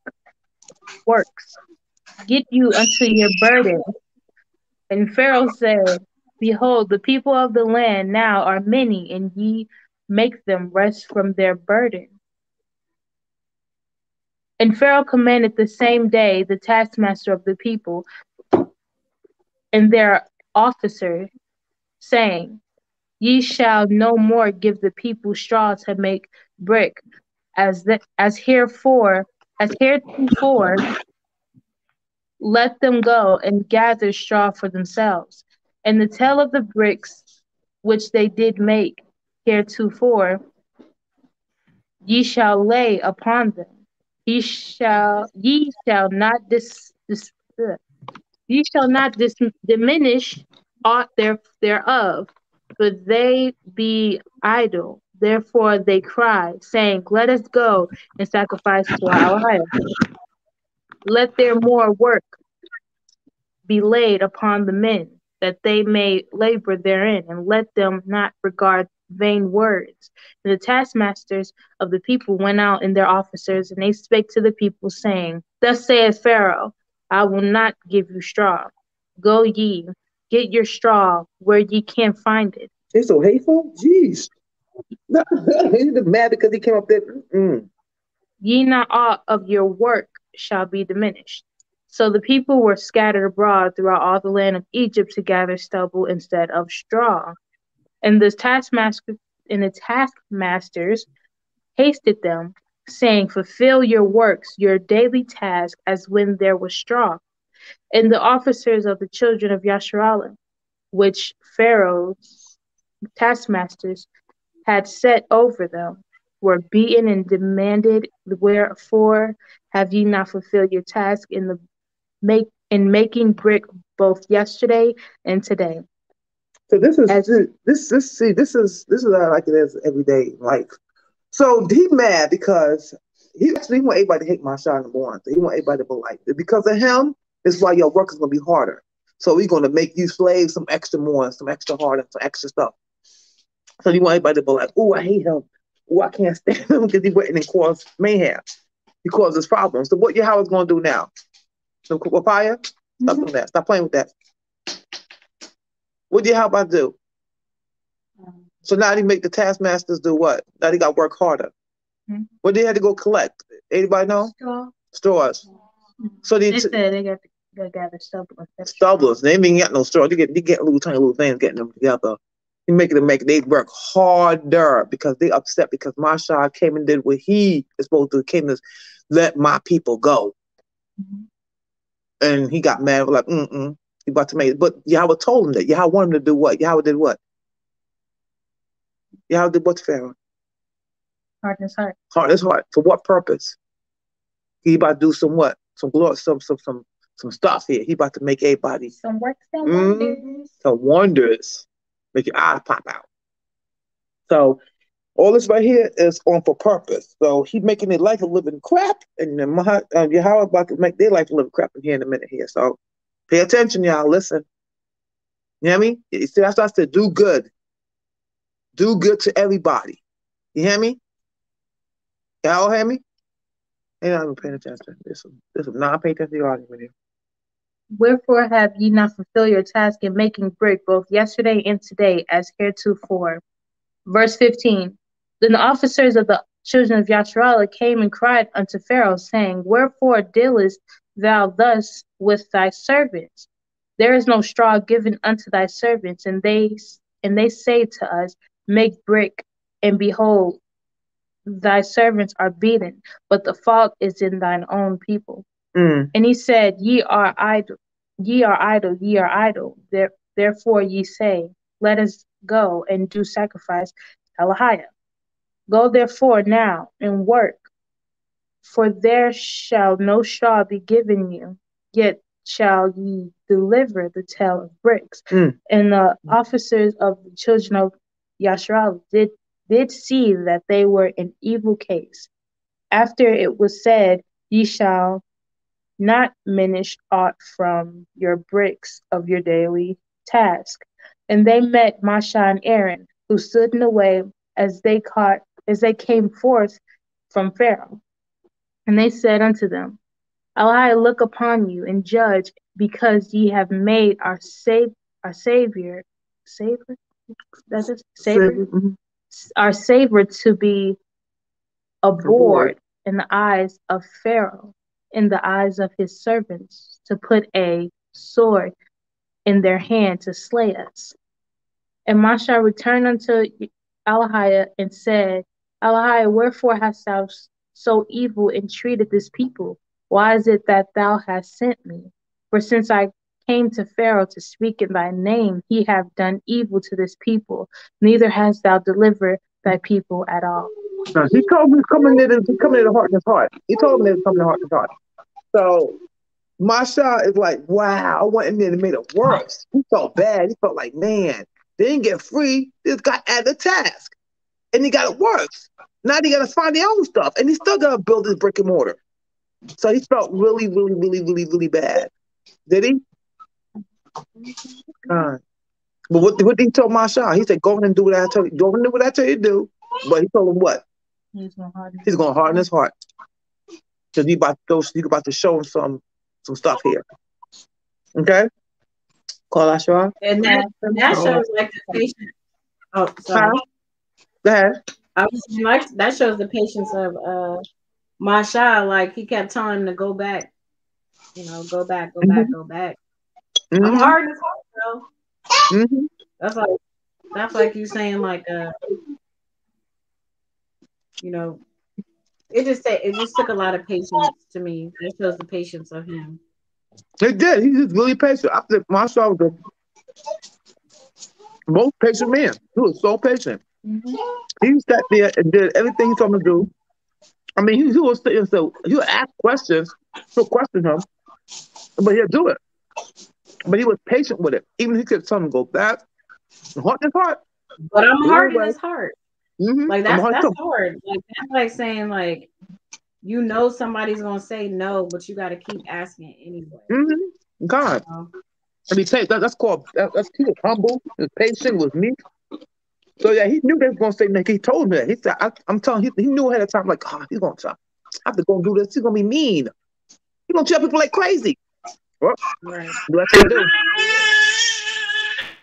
You know me, like I have patience, but that was the Most High talking to him, so that would be different. But like for me, like in an everyday situation, if I ask you one, I might ask you 3 times. By the 3rd time, nah, I ain't asking you no more. So like that, I mean, that is like this was good to read and go back over it because it just shows like you have to stay patient, you have to be long suffering, and then when it comes to dealing in the spirit and with the Most High, like you just gotta have that faith and believe that the things that He's putting in your life over and over again are for a reason. It's just like I'm going to endure to the end to see the reward. But you know what, too? Do right while you're enduring to the end, because that's hard too. God, and you know what? And notice your life repeats itself over and over and over, and it's for a purpose. The reason He's repeating your life, because you never got right the 1st, 2nd, 3rd, 4th, 5th, 6th times. They're gonna keep doing it until you learn how to be meek, how, like you said, be meek, patient. What else? What's the other words, y'all? Humble, long suffering. So just like you said, Mashaan had the fruits of the spirit. Yeah, he had fruit. all of that. Yeah, the whole fruit of the spirit. That's like I said, something. That's why I want to make one of those. Fruit, the whole, all the fruit, the spirit thing. All the how to be meek, humble, long suffering. The whole fruit of spirit. The whole Ephesians 5. Like I think I did it. I think I've already done a class. I think I did a class on that before. No, I want a framed picture. But yeah, I want one of those. Telling me I need to make it? I want one. You can't. I'm asking actually. Like, can you make one of those? Because I want one of those. Because I was like, if you look at it every day, look at something. You ever doing like in the fridge, like someone who stopped smoking, he pregnant and he can't stop smoking, and he put the picture of the baby on the refrigerator and he keep going back to that picture, or to eat certain food, he put that picture of like my Abba. He knows. Or just like, it's just like doing a daily affirmation. Like if you tell yourself so many times, if you do it so many times, then you're going to be that. That's what I think our life keeps doing. I repeat. Our life keeps so. I know my life keeps repeating itself, and I notice it's like deja vu. But it's because I never learned the first time, and He's here to keep saying, "Look, I'm here to teach you, so you're gonna learn this again." Sometimes I don't be understanding what He's trying to teach me, because I'll be like, again. Yes, kind. Okay, let me do what I didn't do the first time that I need to do the second time. But this was good. Like, and as much as we go through the Torah portions, because we've been doing this for years and we read the same things over and over again, it's always something that jumps out that didn't jump out the first time we read it. Because like going through this again, I'm like, I know the story, but I never thought about the patience that he had to keep going back. Pharaoh told him, no, I'm not letting your people go. Well, let me go back and do this. He said no again. And Yahawah told you that he was going to say harden his heart and he was going to say no. It's just like, I just never seen it in that light till right now. God, this is a living word. This is living. It's alive. Because I'm telling you, when he said that, I was reading the other day and stuff. I was like, I feel like I've read this before, but I never read it before. You understand? I could probably read it like 20 times, but I never read certain parts. Like certain parts would jump up like, oh, I don't know if that's Yahawah said, I'm going to point this out to you. I want you to look at this. And that's what I feel like just happened. Like, that was something that I needed to go through my brain because the stuff that I got going on right now. And I'm like, oh, okay. He's saying, continue being patient. But what am I going to do with myself while I'm being patient? Like, make sure you still doing everything you're supposed to do. And zip it. Sometimes you have to. Sometimes we got to. Throw the key away. Humble, meek, long suffering. Nicole, you want to pray out? We have another sister. I was like, yes, please make it. Okay, we're going to come up with something. Some type of sign. For y'all. That we all need it. Right, Kanai? Right, Kanai? Right, what? We need the Ephesians 5, the fruits. Fruits of the Spirit. Yeah, we need that. Oh, so much badly. We need one of those. We need to put it on our arm. We're gonna have an air freshener, a plaid logo. The air freshener. I need it in my face at all times. So open your eyes and your glasses, like, oh shoot, it's I can make some curtains. For real. Some fruit of the spirit curtains. Yeah, we need a whole fruit of the spirit thing. Like walk around saying, when somebody say something, you be like, meekness. You walk around, I'm mad. Right? You walk around, humble. We walk to the house. We walk to these different things and finally get to the end, like, okay, Yahawah. I'm exhausted. Woo. It's hard. I'm telling you, Mashaan went through it. Comment that says, also, where you are in life, you hear things better as you grow. You will see things you want to see the first time. Yahawah opens our understandings in other ways. That's true. That is so true. Kind. I know the Fruit of the Spirit song. I sing it with my kids every day. Natazara says she got a song for the Fruits of the Spirit. I sing it with my class every day. It's a part of our group time. Because I have to sing it with them because they need the fruits of the Spirit too. Because teach me the song. She said they need the Spirit of the Spirit. 200 kids. I mean, we got like add like little fruits and everything. So I've heard if this is a song that Stephanie's speaking. I'm sorry, I'm looking at your name on here and it say S. That's the same thing. That's what we offer. Like when I see her page. It before. Yeah, so it's like the fruits of this. Like with my kids, it's like we use they tell me what fruit they want to be, and they'll be like kiwi, for example. So it's like the fruit of the Spirit's not a kiwi. The fruit of the Spirit's not a kiwi. If you want to be you might as well hear you can't be a fruit of the Spirit, and then it goes into the fruits of the Spirit. Because the fruits are love, joy, peace, patience, kindness, goodness, faithfulness, gentleness, and self-control. And it goes through that. So, yeah, my kids love that song. We sing it every day. And that's how we get through our morning. We need to post that song up on here. We need to post that song up on there. You need to sing it and send it to me. Yes, sing it and send it. She ain't said, okay. Oh yeah. I'm not gonna walk around the house and go,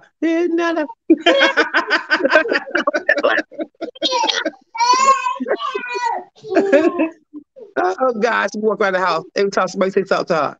Right, can I? That'll peace. Y'all rather me do that, right? Gentleness and self-control. Sometimes you gotta do that. Love, joy, peace, patience, kindness. And you get that one that you need, like, woo, self-control. Patience. So, yeah. She fell? Patience. No, no, the dog right here.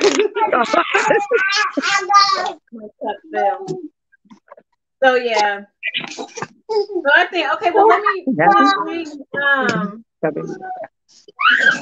read 6:1 and then we'll be done with the Torah portion and we can go on to the oh, the choir gotta do that. I mean, she gotta do the call it the Oh yeah, I'm sorry. Go ahead. Yeah, she gotta still do that.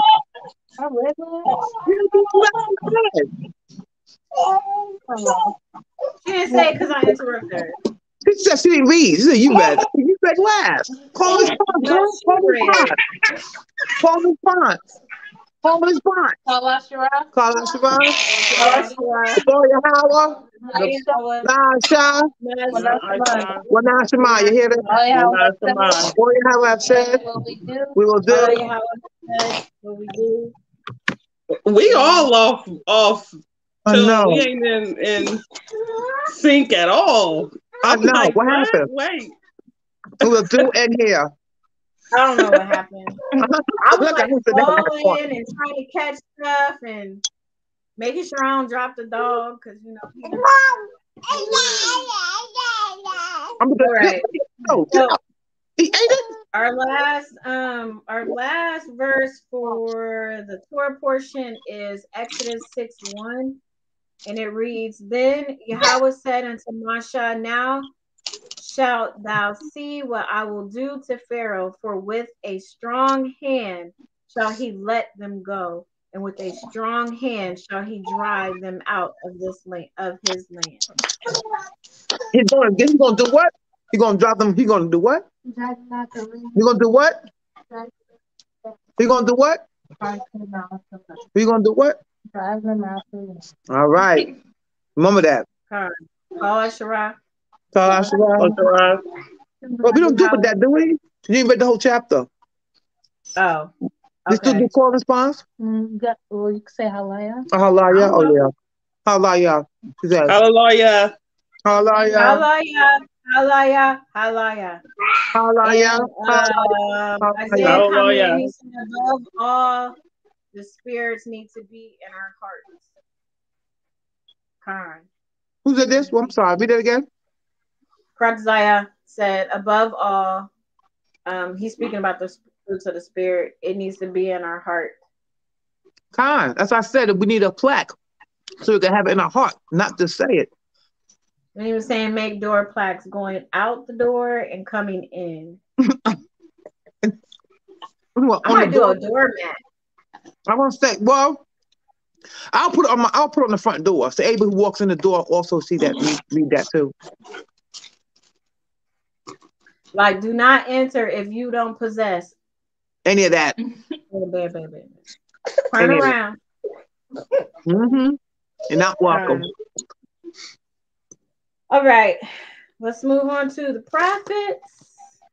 Oh yeah, prophet. Isaiah 27. I thought it was King. Oh, it's Isaiah? It's Isaiah 27 to 28. 27. That's Jeremiah. That's a Christmas thing. Oh, yeah. It is Jeremiah 8, right? Jeremiah. It is Isaiah 27, right? Isaiah 27. 27:6. And then 28:13, right? And then 29, 22, 23. Con.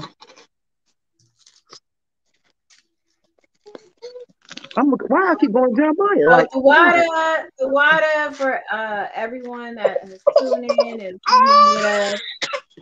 You know, sometimes our lives are a little bit longer because it's real life over here. Yeah, this is not rehearsed or, you know, this is real life. This is live. I want you live. 27 is 27. Verse 20. Verse 6. Wait, is it verse 6? 27:6 through 28:13. Who's reading? I can read. It's my turn. Isaiah 27, starting at verse 6. He shall cause them that come of Jacob to take root. Yasharahla shall blossom and bud and fill the face of the world with fruit. Hath he smitten him as he smote those that smote him? Or is he slain according to the slaughter of them that are slain by him? In measure,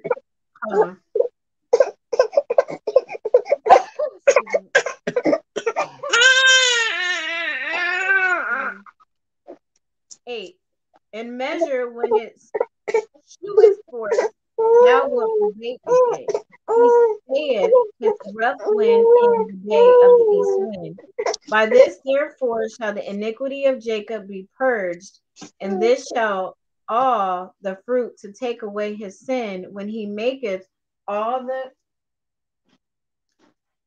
stones of the altar as chalk stones that are beaten in sunder, and groves and images shall not stand up. Yet the defenced city shall be desolate, and the habitation forsaken, and left like a wilderness. There shall the calf feed, and there shall lie he lie down, and consume the branches thereof. When the boughs thereof are withered, they shall be broken off. The women come and set them on fire, for it is a people of no understanding. Therefore, he that made them will not have mercy on them, and he that formed them will show them no favor. And it shall come to pass in that day that Yahweh shall beat off from the channel of the river into the stream of Matazarium, and he shall be gathered one by one, O ye children of Yasharahla.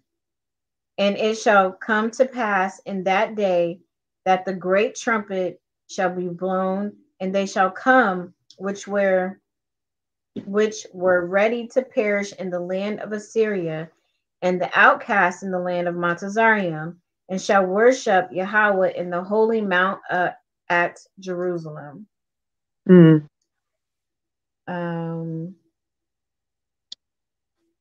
26 through 20. Oh, wait. Okay. Select there. 28. Woe to the crown of pride, to the drunkards of Ephraim, whose glorious beauty is a fading flower, which are on the head of the fat valleys of them that overcome with wine. Behold, Yahweh hath a mighty and strong one, which is a tempest of hail and a destroying storm, as a flood of mighty waters overflowing shall cast down to the earth within. Let me start over. 2. Behold, Yahweh hath a mighty and strong one, which is a tempest of hail and a destroying storm, as a flood of mighty waters overflowing shall cast down to the earth with the hand. The crown of pride, the drunkards of Ephraim, shall be trodden under feet. 13. And the glorious beauty which is on the head of the fat valley shall be a fading flower, and as the hasty fruit before the summer, which when he that looketh upon it seeth, while it is yet in his hand, he eateth it up. In that day shall the Ahchwathyan of hosts be for a crown of glory, and for a diadem of beauty unto the residue of his people, and for the spirit of judgment to him that sitteth in the judgment, and for strength to them that turn the battle to the gate. But they also have erred through wine, and through strong drink are out of the way. The priest and the prophet have erred through strong drink. They are swallowed up of wine. They are out of the way through strong drink. They err in vision and stumble in judgment. For all tables are full of vomit and filthiness, so that there is no place clean. Who shall he teach knowledge? And whom shall he make to understand doctrine? Them that are weaned from the milk and drawn from the breast? For precept must be upon precept, precept upon precept, line upon line, line upon line, here a little and there a little. For with stammering lips and another tongue will he speak to this people, to whom he said, this is the rest wherewith ye may cause the weary to rest, and this is the refreshing, yet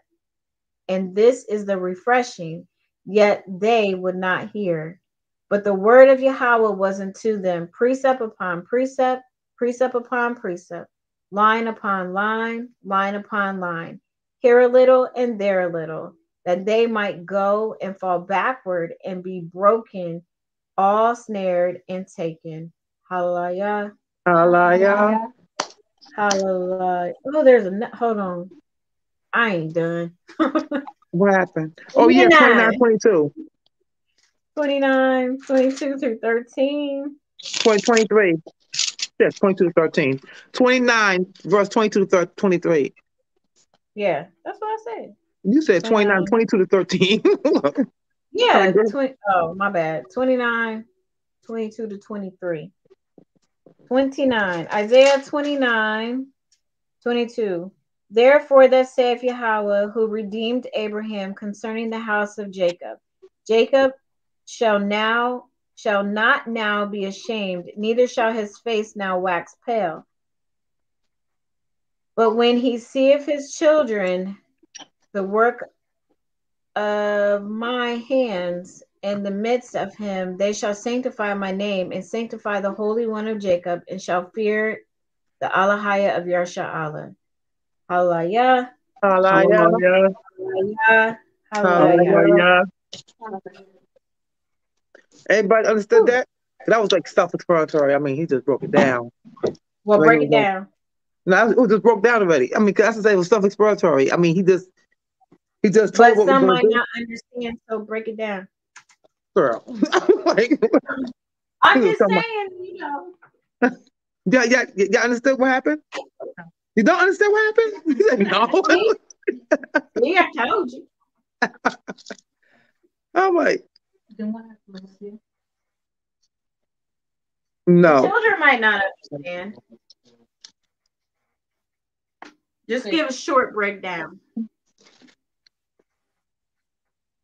Now, okay, so he just talked about drunkenness. Can a drunk teach? Mm-mm. Can you drink and have good judgment? Why? You're not sober minded. So we said because you're drunk? Yeah, well, you're not sober minded. Because you're Your drunk.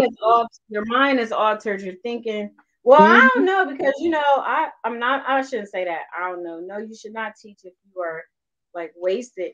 But what I do know is that some wisdom be coming out of people that their minds are altered, because I know a man who had, not like a man like, but we'll just say Ahchwathyan. He used to say some very wise things when he was intoxicated and not intoxicated. But like, we would have some of our deepest conversations when he was, and they would be like on point, even like scriptural. So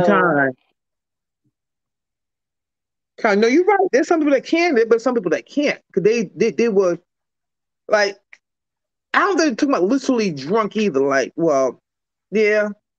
And they're talking about Ephraim. They're talking about Ephraim too. Yeah, and Ephraim was, Ephraim was something else. But there's a story behind Ephraim too. And so was Judah. Judah was, yeah, Judah was a drunk though. But it's talking about Ephraim actually in here.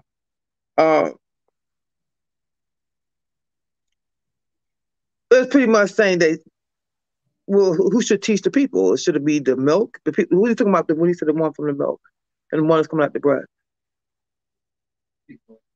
Like those fresh brews, or the fresh, brews? Straight, the one that's papaya. You press that bottle one more time. I don't know. She over there. She have a water attack. She got like 2 bottles over there squeezing water bottles. You don't hear it? It's driving me crazy and insane. I'm like, keep looking up, like, stop.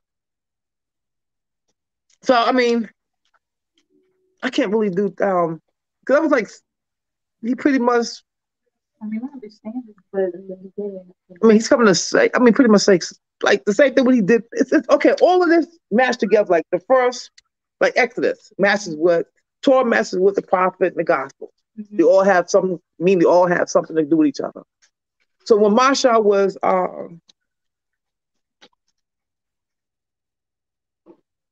saying that he couldn't do it, couldn't teach. Mm-hmm. I mean, I couldn't teach, couldn't go and save people because why?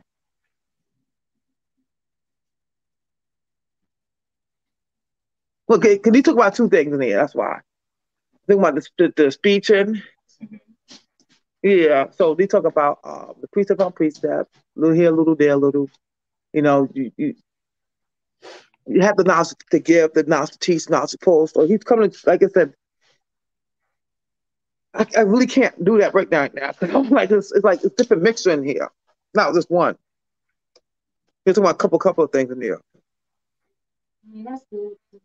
That's the Torah. You go to the Torah portion, actually. It matches. Because when Mashaan said, I can't do it, I can't teach. So, yeah, look at him eating the pearl, eating a necklace.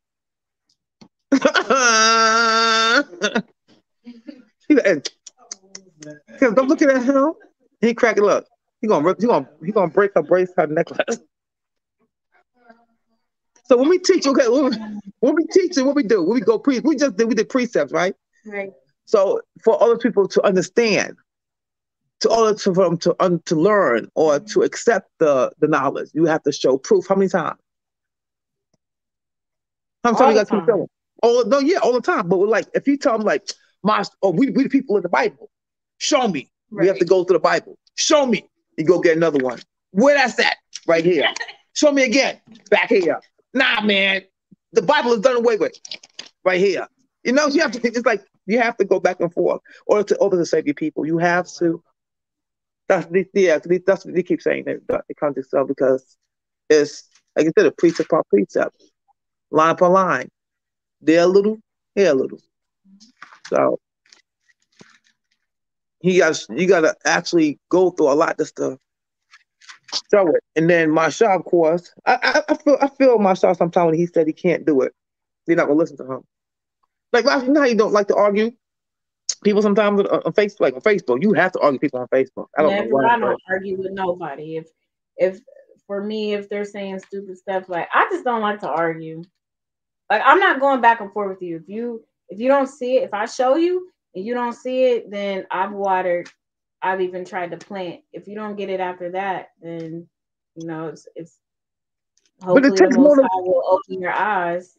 It would take more than one person, as you can see. Mashaan went with Aaron, right? Mm-hmm. It took more than one person to do it. So it's always taking more than one person. And then after that they had Joshua and Caleb. Yeah. But when Paul went out, stop doing that, girl. Oh, Paul went out, he went with Apollo. So you knocking my thing, girl. He went with Apollo. So Paul and Apollo, what, one water, one planted, and who increased it? Yahawah. So when Aaron went and Aaron and Mashaan went, who was with him? Yahawah. Right? Yahweh was with him all the time. So he always did somebody water, somebody plant, somebody water, and then somebody comes and increase it. It might take 10 years to water. Take 10 years somebody put that plant seed down. It don't rain for like 30 years. 30 years later, my job, you have the water rain. What the? There's an earthquake over here on 1059 was right now. The whole thing didn't should topple over.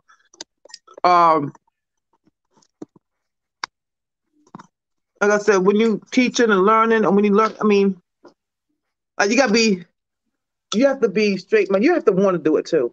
Mm-hmm. So, and he said, he asked, I realize it takes like something bad to happen for you to get like in that with you. Okay. So you crack Isaiah Yasharahla is gonna break this down tomorrow. Cause this is a whole thing by itself. Isaiah is the big giant breakdown by itself. There's a whole lot. And that one, actually that one chapter.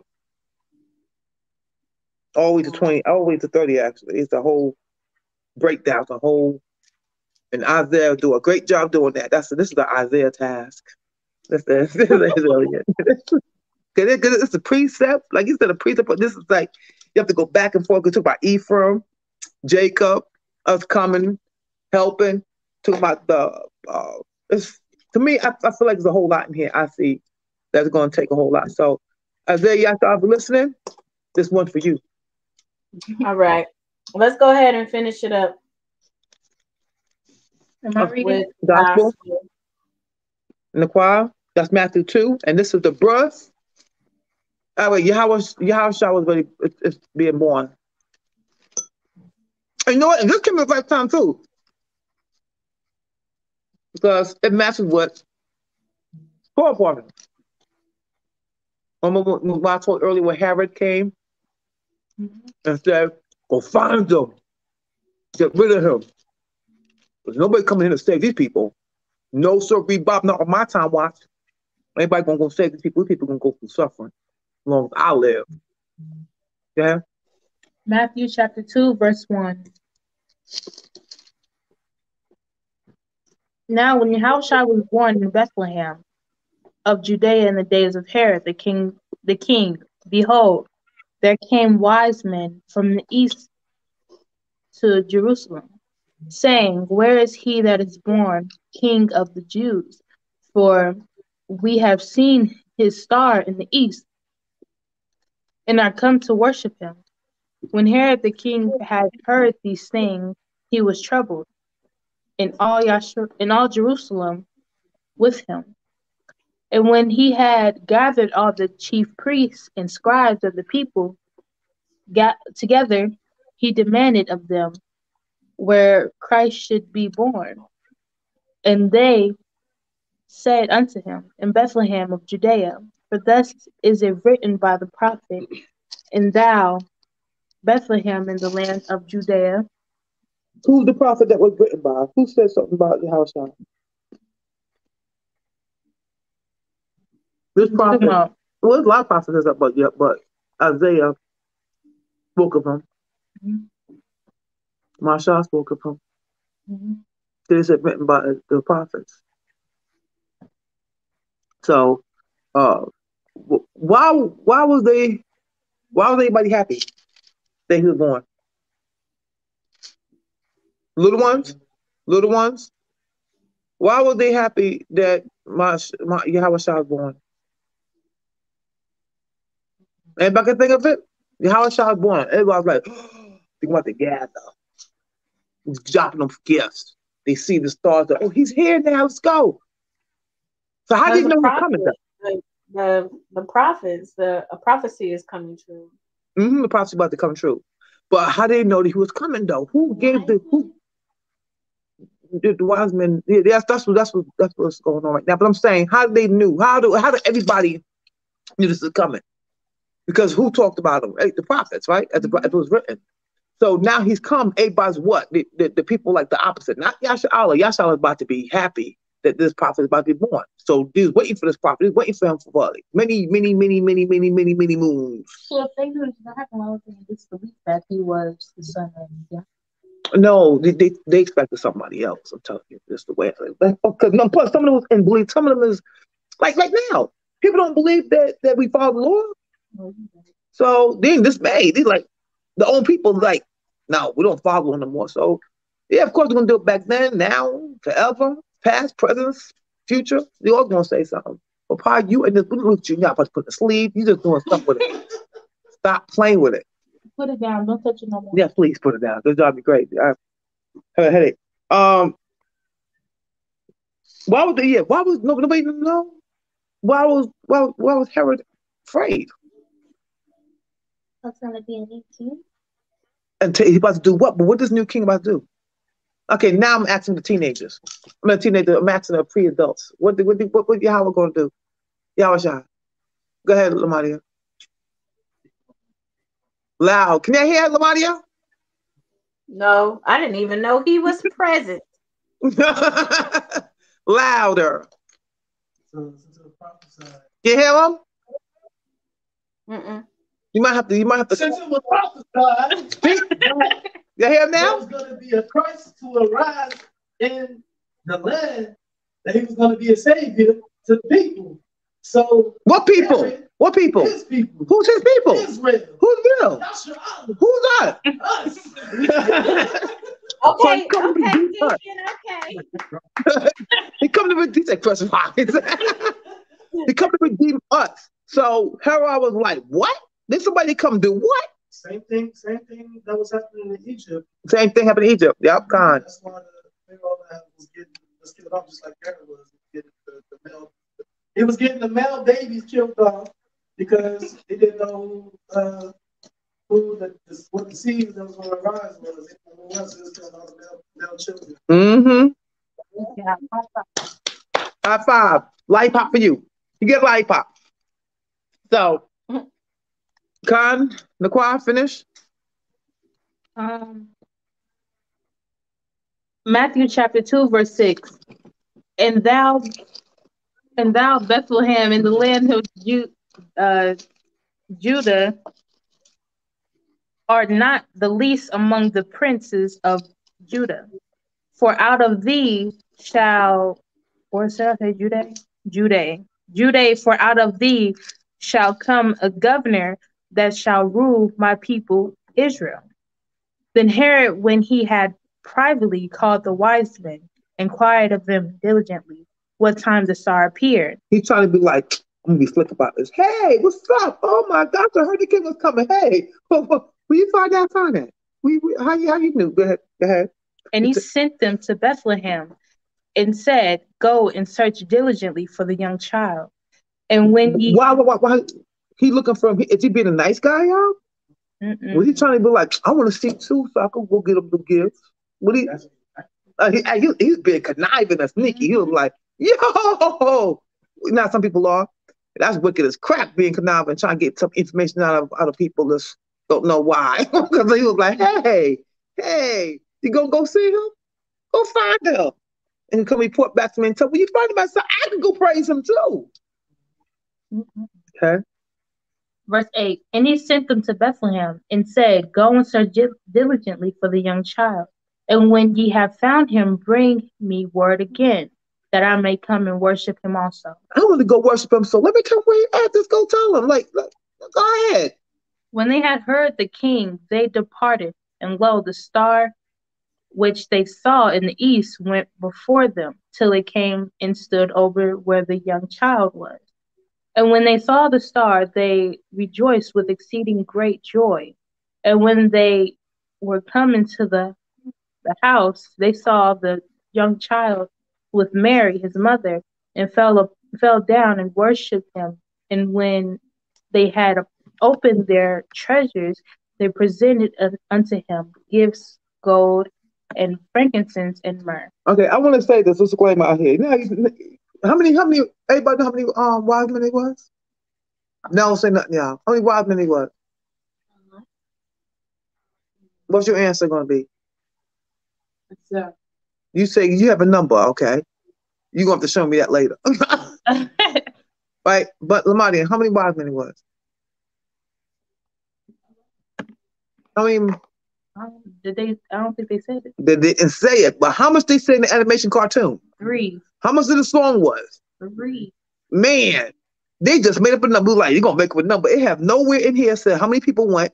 Now, how many wise men? They said wise men. So that it could be plenty. It could be 2. It could be 18. It could be 7, like she said. But it was no number being mentioned. I had to say that out there because, yeah, there's no reason for them to make up that number. They made up a whole number and lie. Like they usually do. Make up a lie. Then they said it was 3 wise men. The 3 wise men. I don't know how that song goes. I didn't even know there was a song. It's a song. Ain't it a song for 3 wise men? I don't know about probably. Verse 12. Right, where we at? Verse 12. Matthew chapter 2, verse 12.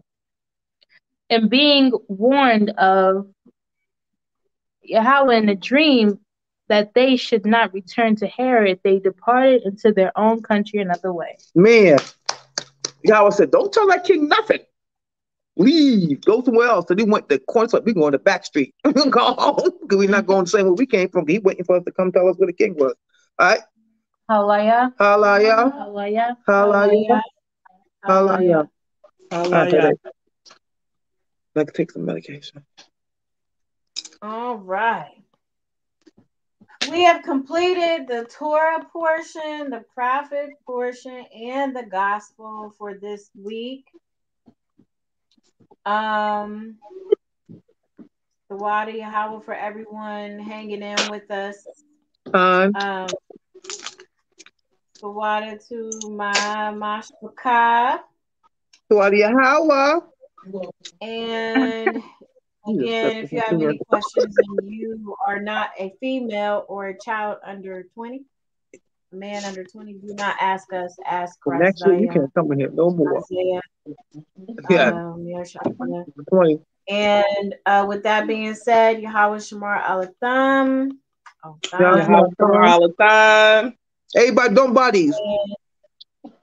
It make my head hurt. Well, Lottie is there, so that's why I said Ahthan. Chaaratazayah is on, so Ahthan. Hey. Oh yeah, these are the worst glasses I ever get. These magnifying glasses. They're not readers. Goodbye, girl. No, we are getting off. Do not get it. Tune in tomorrow. I'm sure Chaaratazayah will be going live at some point, probably early in the morning and most of the daytime. So tune in to get a more in-depth, detailed lesson on the Torah portion and some wisdom on all that stuff. So with that being said, we are going to log off. Everyone have a peaceful evening. Don't be opening no gifts and stuff just because the sun is down. You still should not be doing Christmas. No, it should be Christmas. Don't be dismayed. I'm just saying because it might be somebody watching. Like the sun is down. It's not Christmas no more. So, with that being said, Shalom. Say Shalom. Shalom, bye. Shalom.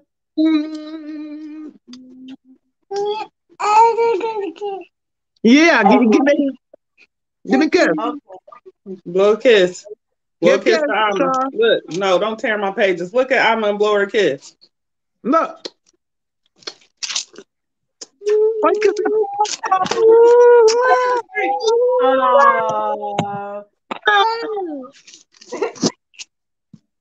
All right. Okay, shalom, everybody. Shalom. Everybody knows how we reach Facebook. Chaaratazayah, Ashaya Shabath.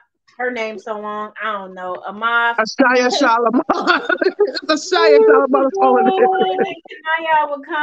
Yes, it was Ashaya Washalam.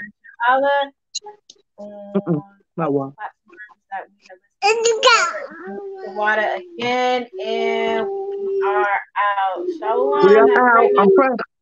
1, 2, 3. Shalom.